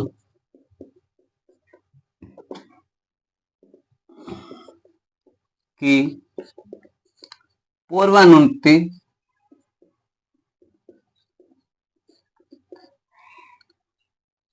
के बाद ही विधानसभा में रखा जाएगा। विधानसभा में रखा जाएगा या फिर जाता है। तो किसके लिए? धन विधेयक के लिए पूर्व अनुमति किसकी होनी जरूरी है? राज्यपाल की। राज्यपाल की पूर्व अनुमति के बाद ही उसे विधानसभा में रखा जाएगा, जो कि विधानमंडल का निम्न सदन है। तो ये विधानसभा में रखा जाएगा। किसे? धन विधेयक को। अब धन विधेयक को लेकर विधान परिषद की क्या शक्ति है? धन विधेयक को लेकर विधान परिषद की क्या शक्ति है? तो विधान परिषद धन विधेयक को केवल 14 दिन के लिए ही रोक सकती है। उसके बाद वो धन विधेयक स्वतः ही पारित मान लिया जाता है। विधान परिषद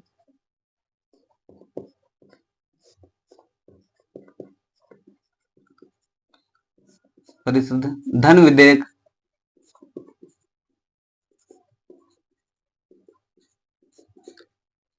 को 14 दिन के लिए ही रोक सकती है।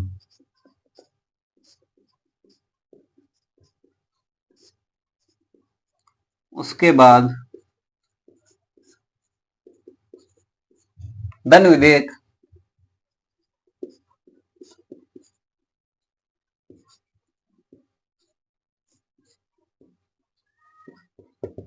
स्वतः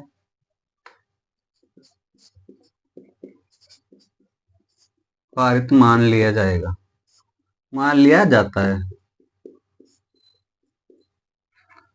यानी विधान परिषद उसे केवल 14 दिन के लिए ही रोक सकती है। उसके बाद वो स्वतः ही पारित मान लिया जाता है। और क्या है? तो विधान परिषद धन विधेयक में न तो संशोधन कर सकती है और न ही उसे क्या कर सकती है? अस्वीकार कर सकती है। ना तो उसमें संशोधन कर सकती है और ना ही उसे अस्वीकार कर सकती है। केवल क्या कर सकती है? केवल सिफारिश कर सकती है। केवल सिफारिश कर सकती है। सिफारिश को स्वीकार करना या अस्वीकार करना ये किस पर निर्भर करता है? तो ये विधानसभा पर निर्भर करता है। विधान परिषद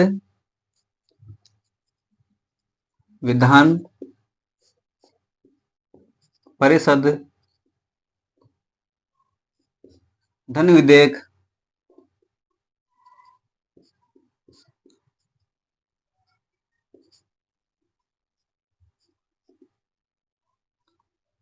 विधेयक को ना तो स्वीकार कर सकती है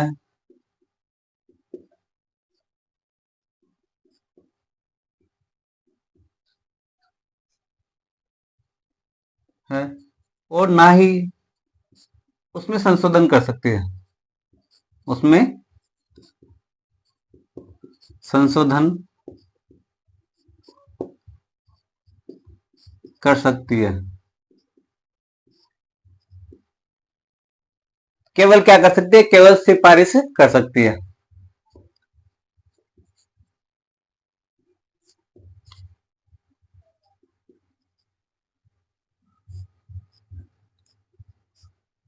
कर सकती है।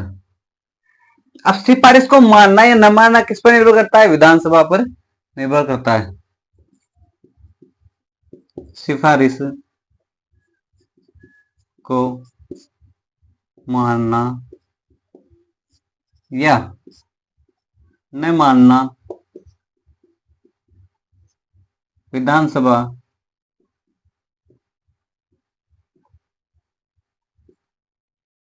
विधानसभा पर निर्भर करता है। किस पर निर्भर करता है? विधानसभा पर निर्भर करता है। यानी धन विधेयक को लेकर विधान परिषद की इतनी शक्ति है कि वो उसे 14 दिन के लिए रोक सकती है। 14 दिन बाद वो सोचते हैं क्या मान लिया जाता है? पारित मान लिया जाता है। विधान परिषद धन विधेयक में केवल सिफारिश कर सकती है, उसमें संशोधन और उसे अस्वीकार नहीं कर सकती। सिफारिश को भी माने या नहीं माने किसके ऊपर निर्भर करता है? ये विधानसभा के ऊपर निर्भर करता है। किसके ऊपर निर्भर करता है? ये विधानसभा के ऊपर निर्भर करता है। और क्या है आर्टिकल 198 में? तो राज्यपाल धन विधेयक को राष्ट्रपति के लिए आरक्षित रख सकता है। आर्टिकल 198 में क्या बता रखा है? ये देखा हमने आर्टिकल 198 में धन विधेयक के बारे में इसमें चर्चा है। धन विधेयक को राज्यपाल की पूर्व अनुमति से ही विधानसभा में रखा जाता है। धन विधेयक के बारे में विधान परिषद को क्या शक्ति प्राप्त है? तो विधान परिषद को यह शक्ति प्राप्त है कि उसे 14 दिन के लिए रोक सकती है। विधान परिषद धन विधेयक को 14 दिन के लिए रोक सकती है। 14 दिन बाद उसे पारित मान लिया जाता है और उसके बारे में उसमें ना तो अस्वीकार कर सकती है ना उसे संशोधन कर सकती है। विधान परिषद धन विधेयक में ना तो अस्वीकार कर सकती है ना ही संशोधन कर सकती है। उसमें केवल क्या कर सकती है? अपनी सिफारिश से रख सकती है। अब उन सिफारिश को लागू करना या नहीं करना ये किसके ऊपर निर्भर करता है? ये विधानसभा के ऊपर निर्भर करता है। अब और क्या है आर्टिकल 193 में? तो आर्टिकल 193 में दे रखा है कि जो धन विधेयक को राष्ट्रपति के लिए आरक्षित रखा जा सकता है, रख सकते हैं। यानी धन विधेयक को राष्ट्रपति के लिए आरक्षित रख सकता है कौन? राज्यपाल। कौन? राज्यपाल। यानी राज्यपाल के द्वारा धन विधेयक को राष्ट्रपति के लिए आरक्षित रखा जा सकता है। ये कौन से आर्टिकल में? आर्टिकल 198 में। धन विधेयक को इस आर्टिकल में बता रहा है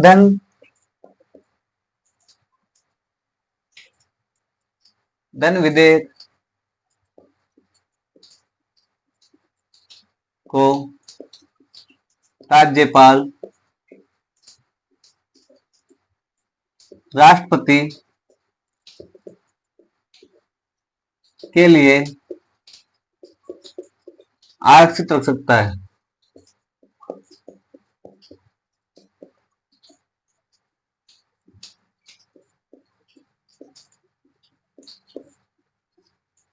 आरक्षित रखने का मतलब है कि वो राज्यपाल के लिए उसे सुरक्षित रख सकता है। राज्यपाल को भेजने के लिए उसे अपने पास रख सकता है। कौन? राज्यपाल। राष्ट्रपति को भेजने के लिए राज्यपाल धन विधेयक को अपने पास रख सकता है। उसे कहते हैं सुरक्षित रखना, आरक्षित रखना।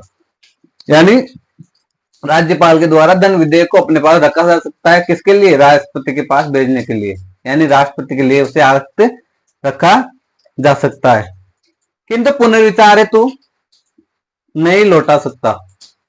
यानी राज्यपाल के पास अगर धन विधेयक विधानसभा से पारित होकर जाता है तो उसे वापस नहीं लौटा सकता, जबकि जो साधारण विधेयक होता है उसे राज्यपाल पुनर्विचार के लिए एक बार विधानसभा को लौटा सकता है। लेकिन विधानसभा से पुनः पारित होकर जाने के बाद साधारण विधेयक को भी वो दोबारा नहीं लौटा सकता। उसे स्वीकृत करना उसकी मान्यता, उसे बाध्यता है। उसे मान्यता देना उसकी क्या हो जाती है? बाध्यता हो जाती है। लेकिन साधारण विधेयक होता है उसको एक बार जाने के बाद दोबारा लौटा सकता है। लेकिन जो धन विधेयक होता है अगर वो विधानसभा से पारित होकर राज्यपाल के पास जाता है तो राज्यपाल दोबारा उसे नहीं लौटा सकता, यानी पुनर्विचार के लिए उसे नहीं लौटा सकता। उसे केवल राष्ट्रपति के लिए ही सुरक्षित रख सकता है, अपने पास रख सकता है, लेकिन वापस विधानसभा को नहीं लौटा सकता। लेकिन उसे उसे मतलब धन विधेयक,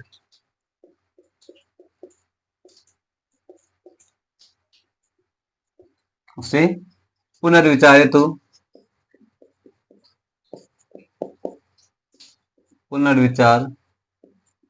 हेतु वापिस नहीं लौटा सकता। वापस नहीं लौटा सकता किसे? विधानसभा को। कौन? राज्यपाल। कौन से विधेयक को? धन विधेयक को। तो ये आर्टिकल 198 में दे रखा है, आर्टिकल 198 में दे रखा है। अब कोई विधेयक धन विधेयक है या नहीं है, इसका निर्धारण किसके द्वारा होता है? तो कोई विधेयक धन विधेयक है या नहीं है, इसका निर्धारण जो विधानसभा का अध्यक्ष है उसके द्वारा किया जाता है। किसी विधेयक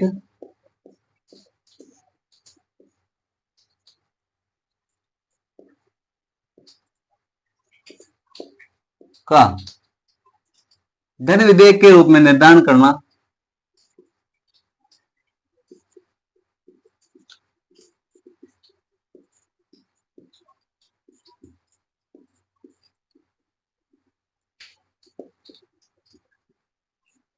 निर्धारण करना विधानसभा के अध्यक्ष पर निर्भर करता है। विधान सभा के अध्यक्ष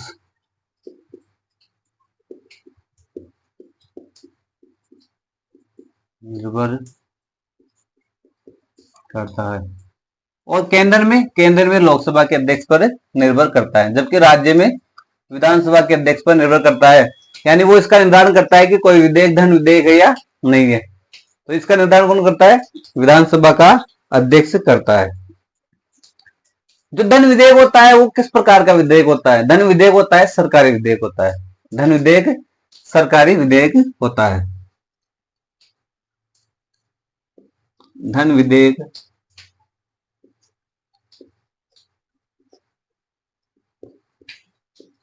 सरकारी विधेयक होता है। धन विधेयक कैसा विधेयक होता है? सरकारी विधेयक होता है। इसी प्रकार क्वेश्चन पूछे जाते हैं इनमें से, मैं आपको फैक्ट बता रहा हूं, इन फैक्टों में से ही क्वेश्चन पूछे जाते हैं, और इसे हम आंसर राइटिंग के हिसाब से भी लिख सकते हैं। इसे हम आंसर राइटिंग के हिसाब से भी लिख सकते हैं। अब मैंने बताया आपको कि ये विधेयक धन विधेयक केवल कहां रखा जाता है?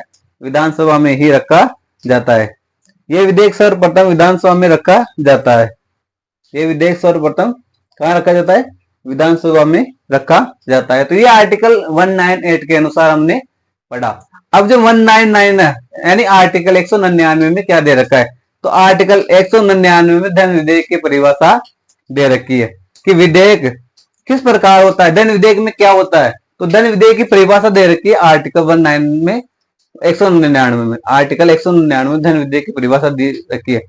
तो धन विधेयक की परिभाषा के अंतर्गत हम देखते हैं कि वह विधेयक जिसमें किसी कर बढ़ाने, कर घटाने या किसी आय से संबंधित कोई भी संशोधन किया जाता है तो उसे क्या कहते हैं? धन विधेयक कहते हैं। कर बढ़ाने, कर घटाने या आय से संबंधित किसी भी प्रकार का धन संशोधन किया जाता है तो उसे क्या कहते हैं?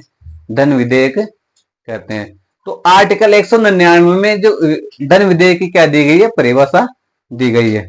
आर्टिकल 199 में क्या दी गई है? अनुच्छेद 199 में क्या दी गई? धन विधेयक की परिभाषा। धन विधेयक की परिभाषा दी गई है। परिभाषा दी गई है किसमें? यानी कोई धन विधेयक किस प्रकार धन विधेयक कहलाता है, उसके क्या किस प्रकार का उल्लेख, उसमें किस प्रकार उसका नाम धन विधेयक पड़ा, तो जो मेन बात है धन विधेयक को लेकर, उसकी परिभाषा को लेकर कि वह विधेयक जिसमें कर को बढ़ाने, कर को घटाने और आय से संबंधित जो भी संशोधन किए जाते हैं उसे क्या कहते हैं, उसे धन विधेयक कहते हैं। यानी कर बढ़ाने, कर घटाने, संचित निधि और जो आकस्मिक निधि को लेकर आय से संबंधित जो भी संशोधन किए जाते हैं क्या कहलाते हैं, धन विधेयक कहलाते हैं। इसका निर्धारण किसके द्वारा किया जाता है, तो विधानसभा के अध्यक्ष के द्वारा इसका निर्धारण किया जाता है। अब आर्टिकल 200 में क्या दे रखी है, तो आर्टिकल 200 में जो धन विधेयक को लेकर राज्यपाल को जो वीटो प्राप्त है, जो शक्तियां प्राप्त है, उसके बारे में उल्लेख है। आर्टिकल 200 में राज्यपाल को वीटो की शक्ति का उल्लेख है, राज्यपाल की वीटो की शक्ति का उल्लेख है। अनुच्छेद 200 में क्या दे रखा है, तो 200 में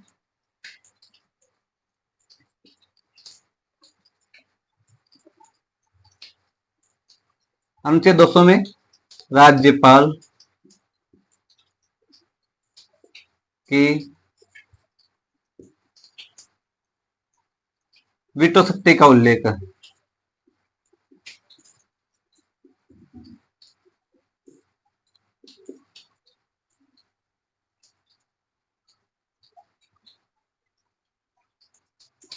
इसमें आर्टिकल 200 में राज्यपाल की वीटो शक्ति का उल्लेख है, वीटो शक्ति का उल्लेख है। ये किसमें दे रखा है, तो ये आर्टिकल 200 में दे रखा है। तो ये मैंने देखा आर्टिकल 199, 199 और आर्टिकल 200। आर्टिकल 199 में दे रखा है किसका, धन विधेयक की परिभाषा दे रखी है कि धन विधेयक के बारे में क्या उल्लेख है।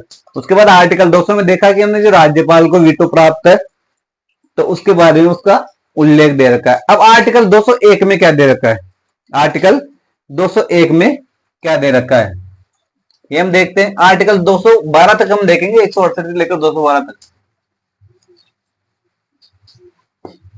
तो आर्टिकल 201 में क्या बता रखा है,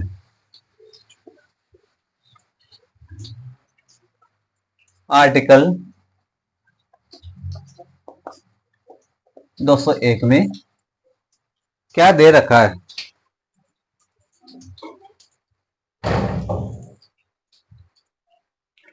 आर्टिकल 201 में क्या दे रखा है, तो इसके अनुसार जब कोई विधेयक राज्यपाल द्वारा राष्ट्रपति के लिए विचारार्थ आरक्षित रखा जाता है, तो राष्ट्रपति उसके ऊपर किस प्रकार एक्शन ले सकता है, उसके बारे में आर्टिकल 200 में बता रखा है।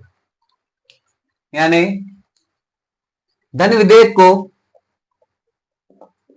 धन विधेयक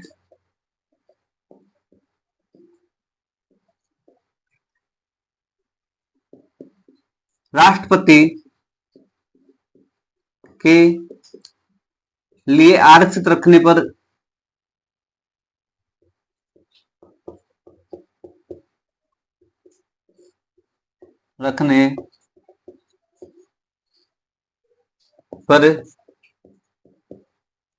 राष्ट्रपति की शक्ति, ये किसमें, आर्टिकल 200 में दे रखी है, आर्टिकल 200 में दे रखी है। तो पहली कौन सी है, जब राज्यपाल के द्वारा जो आरक्षित रखा गया, आर्टिकल किसके अनुसार, आर्टिकल 198 के अनुसार, आर्टिकल 198 के अनुसार विधेयक को राज्यपाल के द्वारा विधेयक को राष्ट्रपति के लिए आरक्षित रखा गया। अब राष्ट्रपति उस पर किस प्रकार एक्शन ले सकता है उस विधेयक पर, उसका उल्लेख किसमें, आर्टिकल 201 में। आर्टिकल 201 में पहला कौन सा है, तो इस विधेयक को स्वीकृत कर सकता है, या इस विधेयक को स्वीकृति दे सकता है। पहला कौन सा है कि राष्ट्रपति चाहे तो इस विधेयक को स्वीकृति दे सकता है, राष्ट्रपति।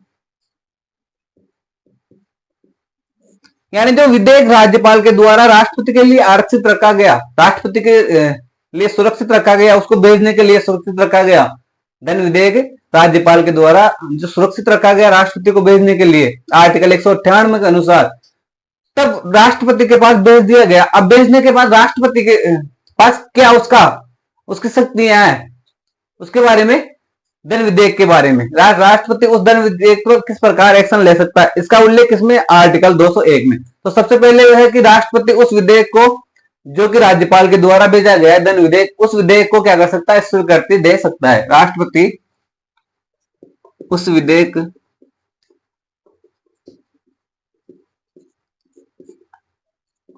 को स्वीकृति दे सकता है। राष्ट्रपति उस विधेयक को क्या कर सकता है? स्वीकृति दे सकता है। दूसरी क्या है? उसे अस्वीकृत भी कर सकता है।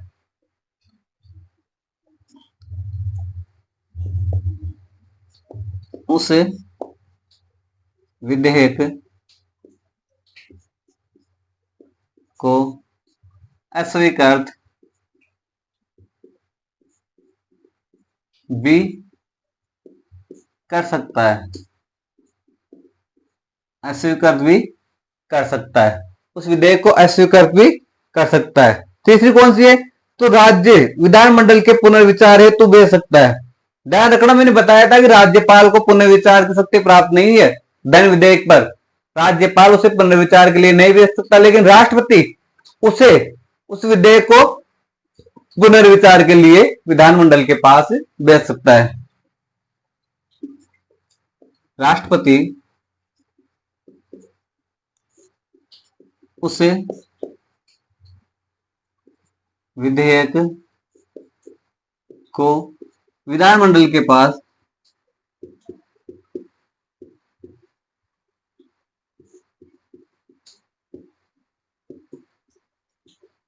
पुनर्विचार के लिए भेज सकता है।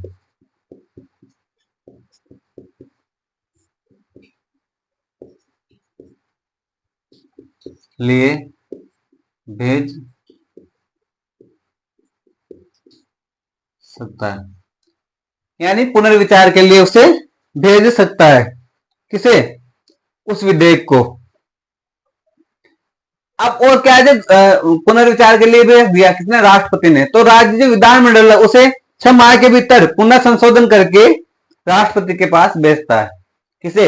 जब विधेयक राष्ट्रपति के द्वारा पुनर्विचार के लिए उस विधानमंडल के भेज दिया गया, उस विधानमंडल के पास भेज दिया गया, तो विधानमंडल के द्वारा 6 माह की अवधि में उसमें पुनः संशोधित करके उसे राष्ट्रपति के पास भेजना होता है। विधानमंडल को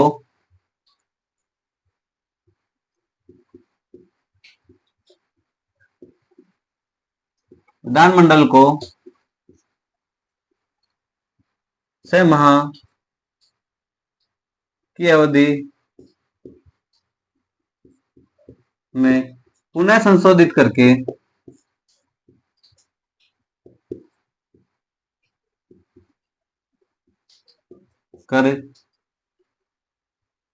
उस विधेयक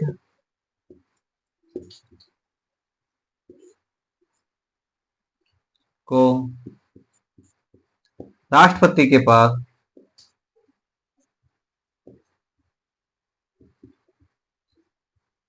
भेजना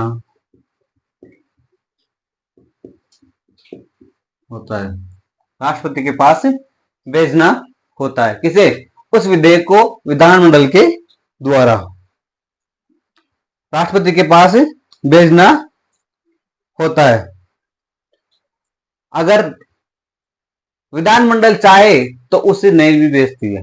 विधानमंडल चाहे तो उसे नहीं भी भेजती है, लेकिन 6 माह की इसकी क्या है? इसकी अवधि है, और नहीं भी भेज सकती। और नहीं भी भेजती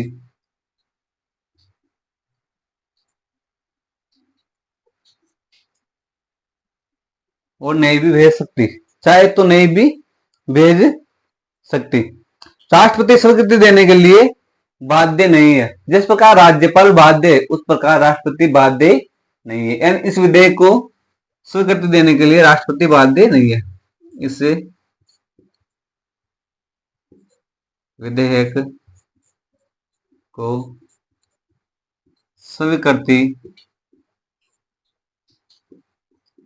देने हेतु राष्ट्रपति बाध्य नहीं है। राष्ट्रपति बाध्य नहीं है, लेकिन राज्यपाल बाध्य है। राज्यपाल उसे पुनर्विचार के लिए नहीं लौटा सकता है। और क्या है? तो राष्ट्रपति धन विधेयक को राज्य विधानमंडल के पास पुनर्विचार के लिए नहीं लौटा सकता। राष्ट्रपति धन विधेयक को, मैंने बताया कि राष्ट्रपति उस विधेयक को यानी साधारण विधेयक को पुनर्विचार के लिए लौटा सकता है किसे, विधानमंडल को। लेकिन राष्ट्रपति धन विधेयक को पुनर्विचार के लिए नहीं लौटा सकता। राष्ट्रपति धन विधेयक को राज्य विधानमंडल के पास पुनर्विचार के लिए नहीं लौटा सकता। राष्ट्रपति धन विधेयक को, ये साधारण विधेयक के बारे में चर्चा की हमने कि राष्ट्रपति उस विधेयक को यानी धन विधेयक को नहीं, साधारण विधेयक को, साधारण विधेयक को विधानमंडल के पास पुनर्विचार के लिए भेज सकता है। विधानमंडल को 6 माह की अवधि में पुनः संशोधित करके विधेयक को राष्ट्रपति के पास भेजना होता है, और अगर विधानमंडल चाहे तो उसे नहीं भी भेजती, लेकिन इस विधेयक को स्वीकृति देने हेतु राष्ट्रपति बाध्य नहीं है। लेकिन राष्ट्रपति धन विधेयक को राज्य विधानमंडल के पास पुनर्विचार के लिए नहीं लौटा सकता। राष्ट्रपति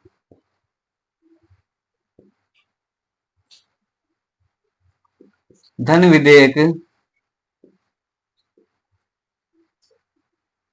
को राज्य विधानमंडल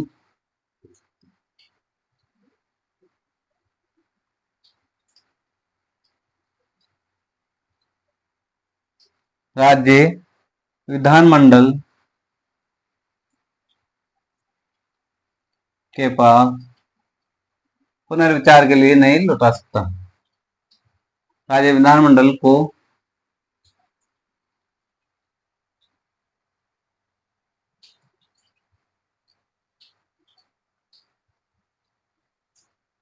हेतु नहीं लौटा सकता।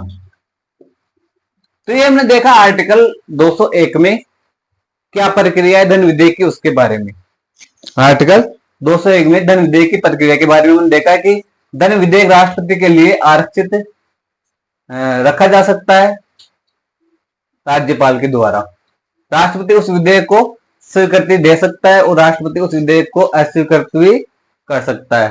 राष्ट्रपति साधारण विधेयक, उसका मतलब होता है साधारण विधेयक को विधानमंडल के पास पुनर्विचार हेतु लौटा सकता है, लेकिन धन विधेयक को नहीं लौटा सकता। साधारण विधेयक को विधानमंडल के पास पुनर्विचार के लिए लौटा सकता है यानी भेज सकता है, और विधानमंडल 6 माह के अवधि में उसमें संशोधन करके वो राष्ट्रपति को भेज सकती है, और नहीं भी भेज सकती, बाध्य नहीं है, राष्ट्रपति के पास भेजना होता है। इस विधेयक को स्वीकृति देने हेतु राष्ट्रपति बाध्य नहीं है। राष्ट्रपति धन विधेयक को राज्य विधानमंडल के पास पुनर्विचार के लिए नहीं लौटा सकता। अब देखते हैं आर्टिकल 202 में क्या दे रखा है। आर्टिकल 202 में क्या दे रखा है।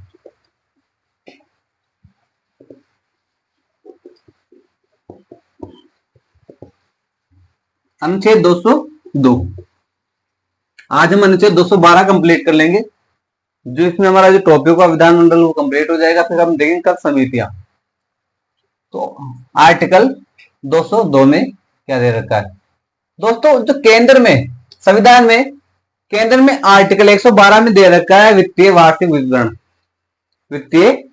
विवरण। उसी प्रकार जो राज्य का वित्तीय वार्षिक विवरण होता है वो किसमें दे रखा है, आर्टिकल 202 में।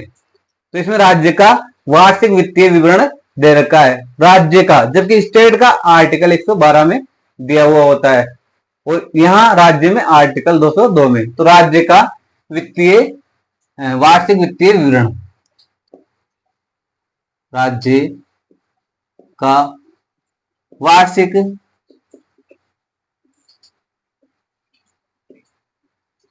वित्तीय विवरण इसमें दे रखा है आर्टिकल 202 में दे रखा है, इसमें आर्टिकल 202 में। अब आर्टिकल 203 में क्या दे रखा है, हम बजट वित्तीय वार्षिक को लेते हैं, बजट यानी राज्य का बजट का कहीं उल्लेख नहीं है, बजट की जगह उल्लेख राज्य का जो वित्तीय वार्षिक वित्तीय विवरण उसका उल्लेख बजट के स्थान पर। बजट का संविधान में कहीं कोई उल्लेख नहीं है। केंद्र में देखें तो हम जो आर्टिकल 112 है उसमें जो वित्तीय वार्षिक वित्तीय विवरण उसका उल्लेख दिया गया है, लेकिन बजट का संविधान में कोई भी उल्लेख, किसी भी प्रकार का उल्लेख नहीं है। बजट नामक शब्द का किसी भी प्रकार का उल्लेख नहीं है। अब आर्टिकल 203 में देखते हैं उसमें क्या दे रखा है। तो विधानमंडल में जो प्राकलन होते हैं, प्राकलन के संबंध में जो प्रक्रिया है यानी जो अनुदान की प्रक्रिया है उसके बारे में उल्लेख आर्टिकल 203 में। अनुच्छेद 203 में इसमें अनुदान की प्रक्रिया का उल्लेख, अनुदान की प्रक्रिया का उल्लेख इसमें आर्टिकल 203 में। अनुदान का मतलब होता है प्रकरण, प्राकलन। अनुदान का मतलब होता है प्राकलन।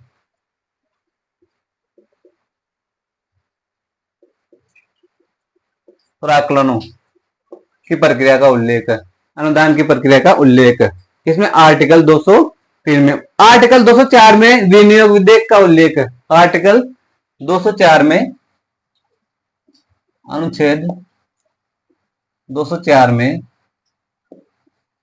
इसका उल्लेख है विनियोग विधेयक का, विनियोग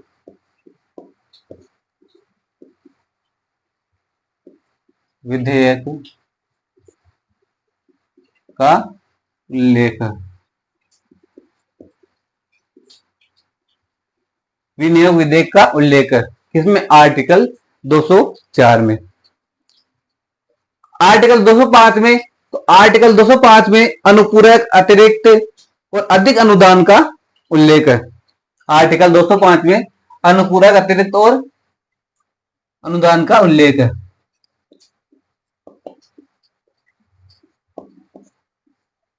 अनुपूरक,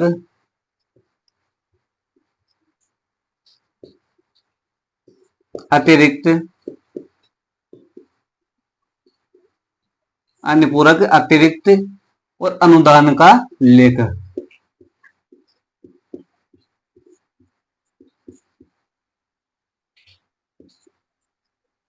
उल्लेख है इसमें आर्टिकल 205 में। आर्टिकल 206 में क्या दे रखा है, तो आर्टिकल 206 में लेखानुदान, पट्यानुदान और अपवादानुदान का उल्लेख है। लेखानुदान, पट्यानुदान और अपवादानुदान का उल्लेख है। अनुच्छेद 206 में लेखानुदान,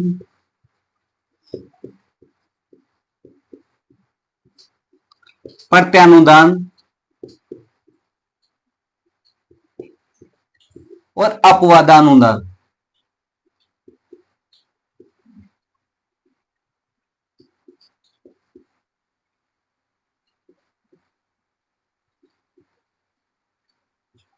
का उल्लेख है।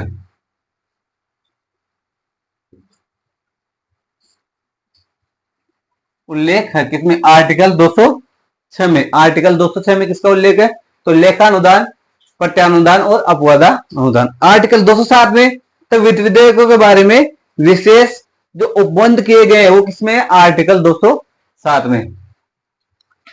आर्टिकल 207 में वित्त विधेयकों के बारे में, वित्त विधेयकों के बारे में विशेष उपबंध,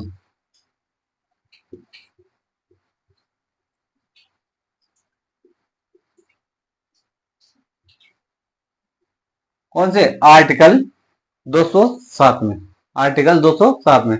आर्टिकल 208 में क्या दे रखा है, तो आर्टिकल 208 में विधानमंडल का प्रत्येक सदन अपनी प्रक्रिया के संचालन हेतु नियम बना सकता है। यानी जो विधानमंडल का सदन है, विधानसभा और विधान परिषद, तो इसके संचालन हेतु क्या प्रक्रिया है उसके नियम बना सकता है। यानी विधानमंडल का प्रत्येक सदन अपनी प्रक्रिया हेतु नियम बना सकता है। 208 में विधान मंडल का प्रत्येक सदन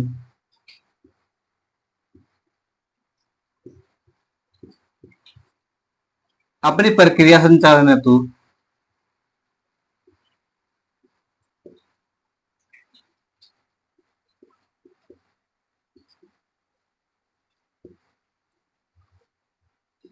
हेतु नियम बना सकता है,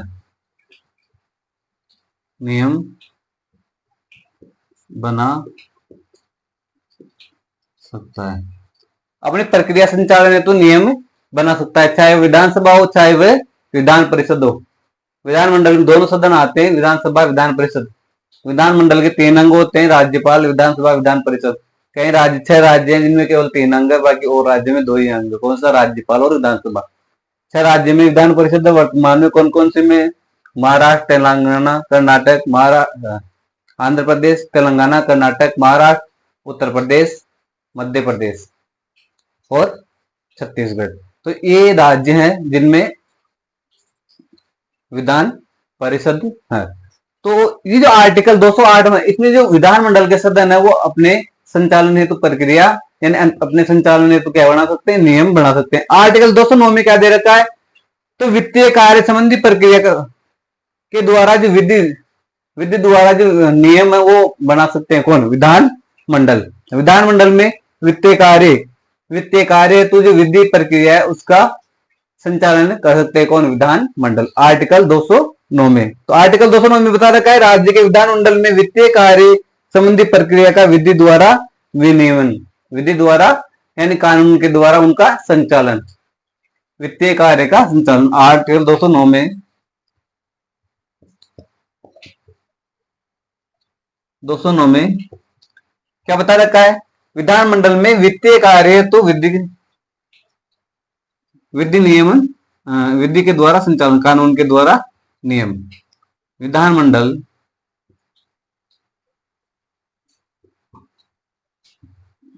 में वित्तीय कार्य हेतु कानूनी नियम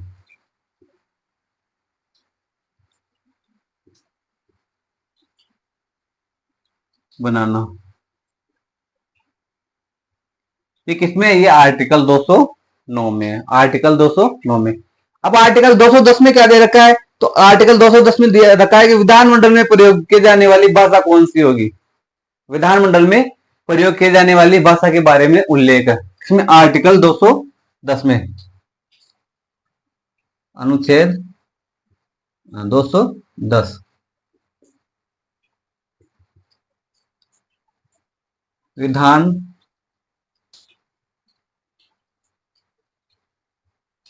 मंडल में प्रयोग किए जाने वाली भाषा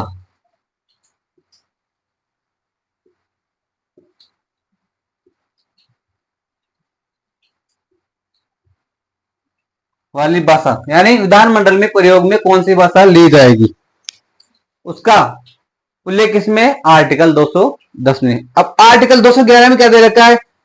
तो विधानमंडल में चर्चा का निर्बंधन यानी विधानमंडल में किस प्रकार की चर्चा होगी, ये किसमें? आर्टिकल 211 में, आर्टिकल 211 में, अनुच्छेद 211।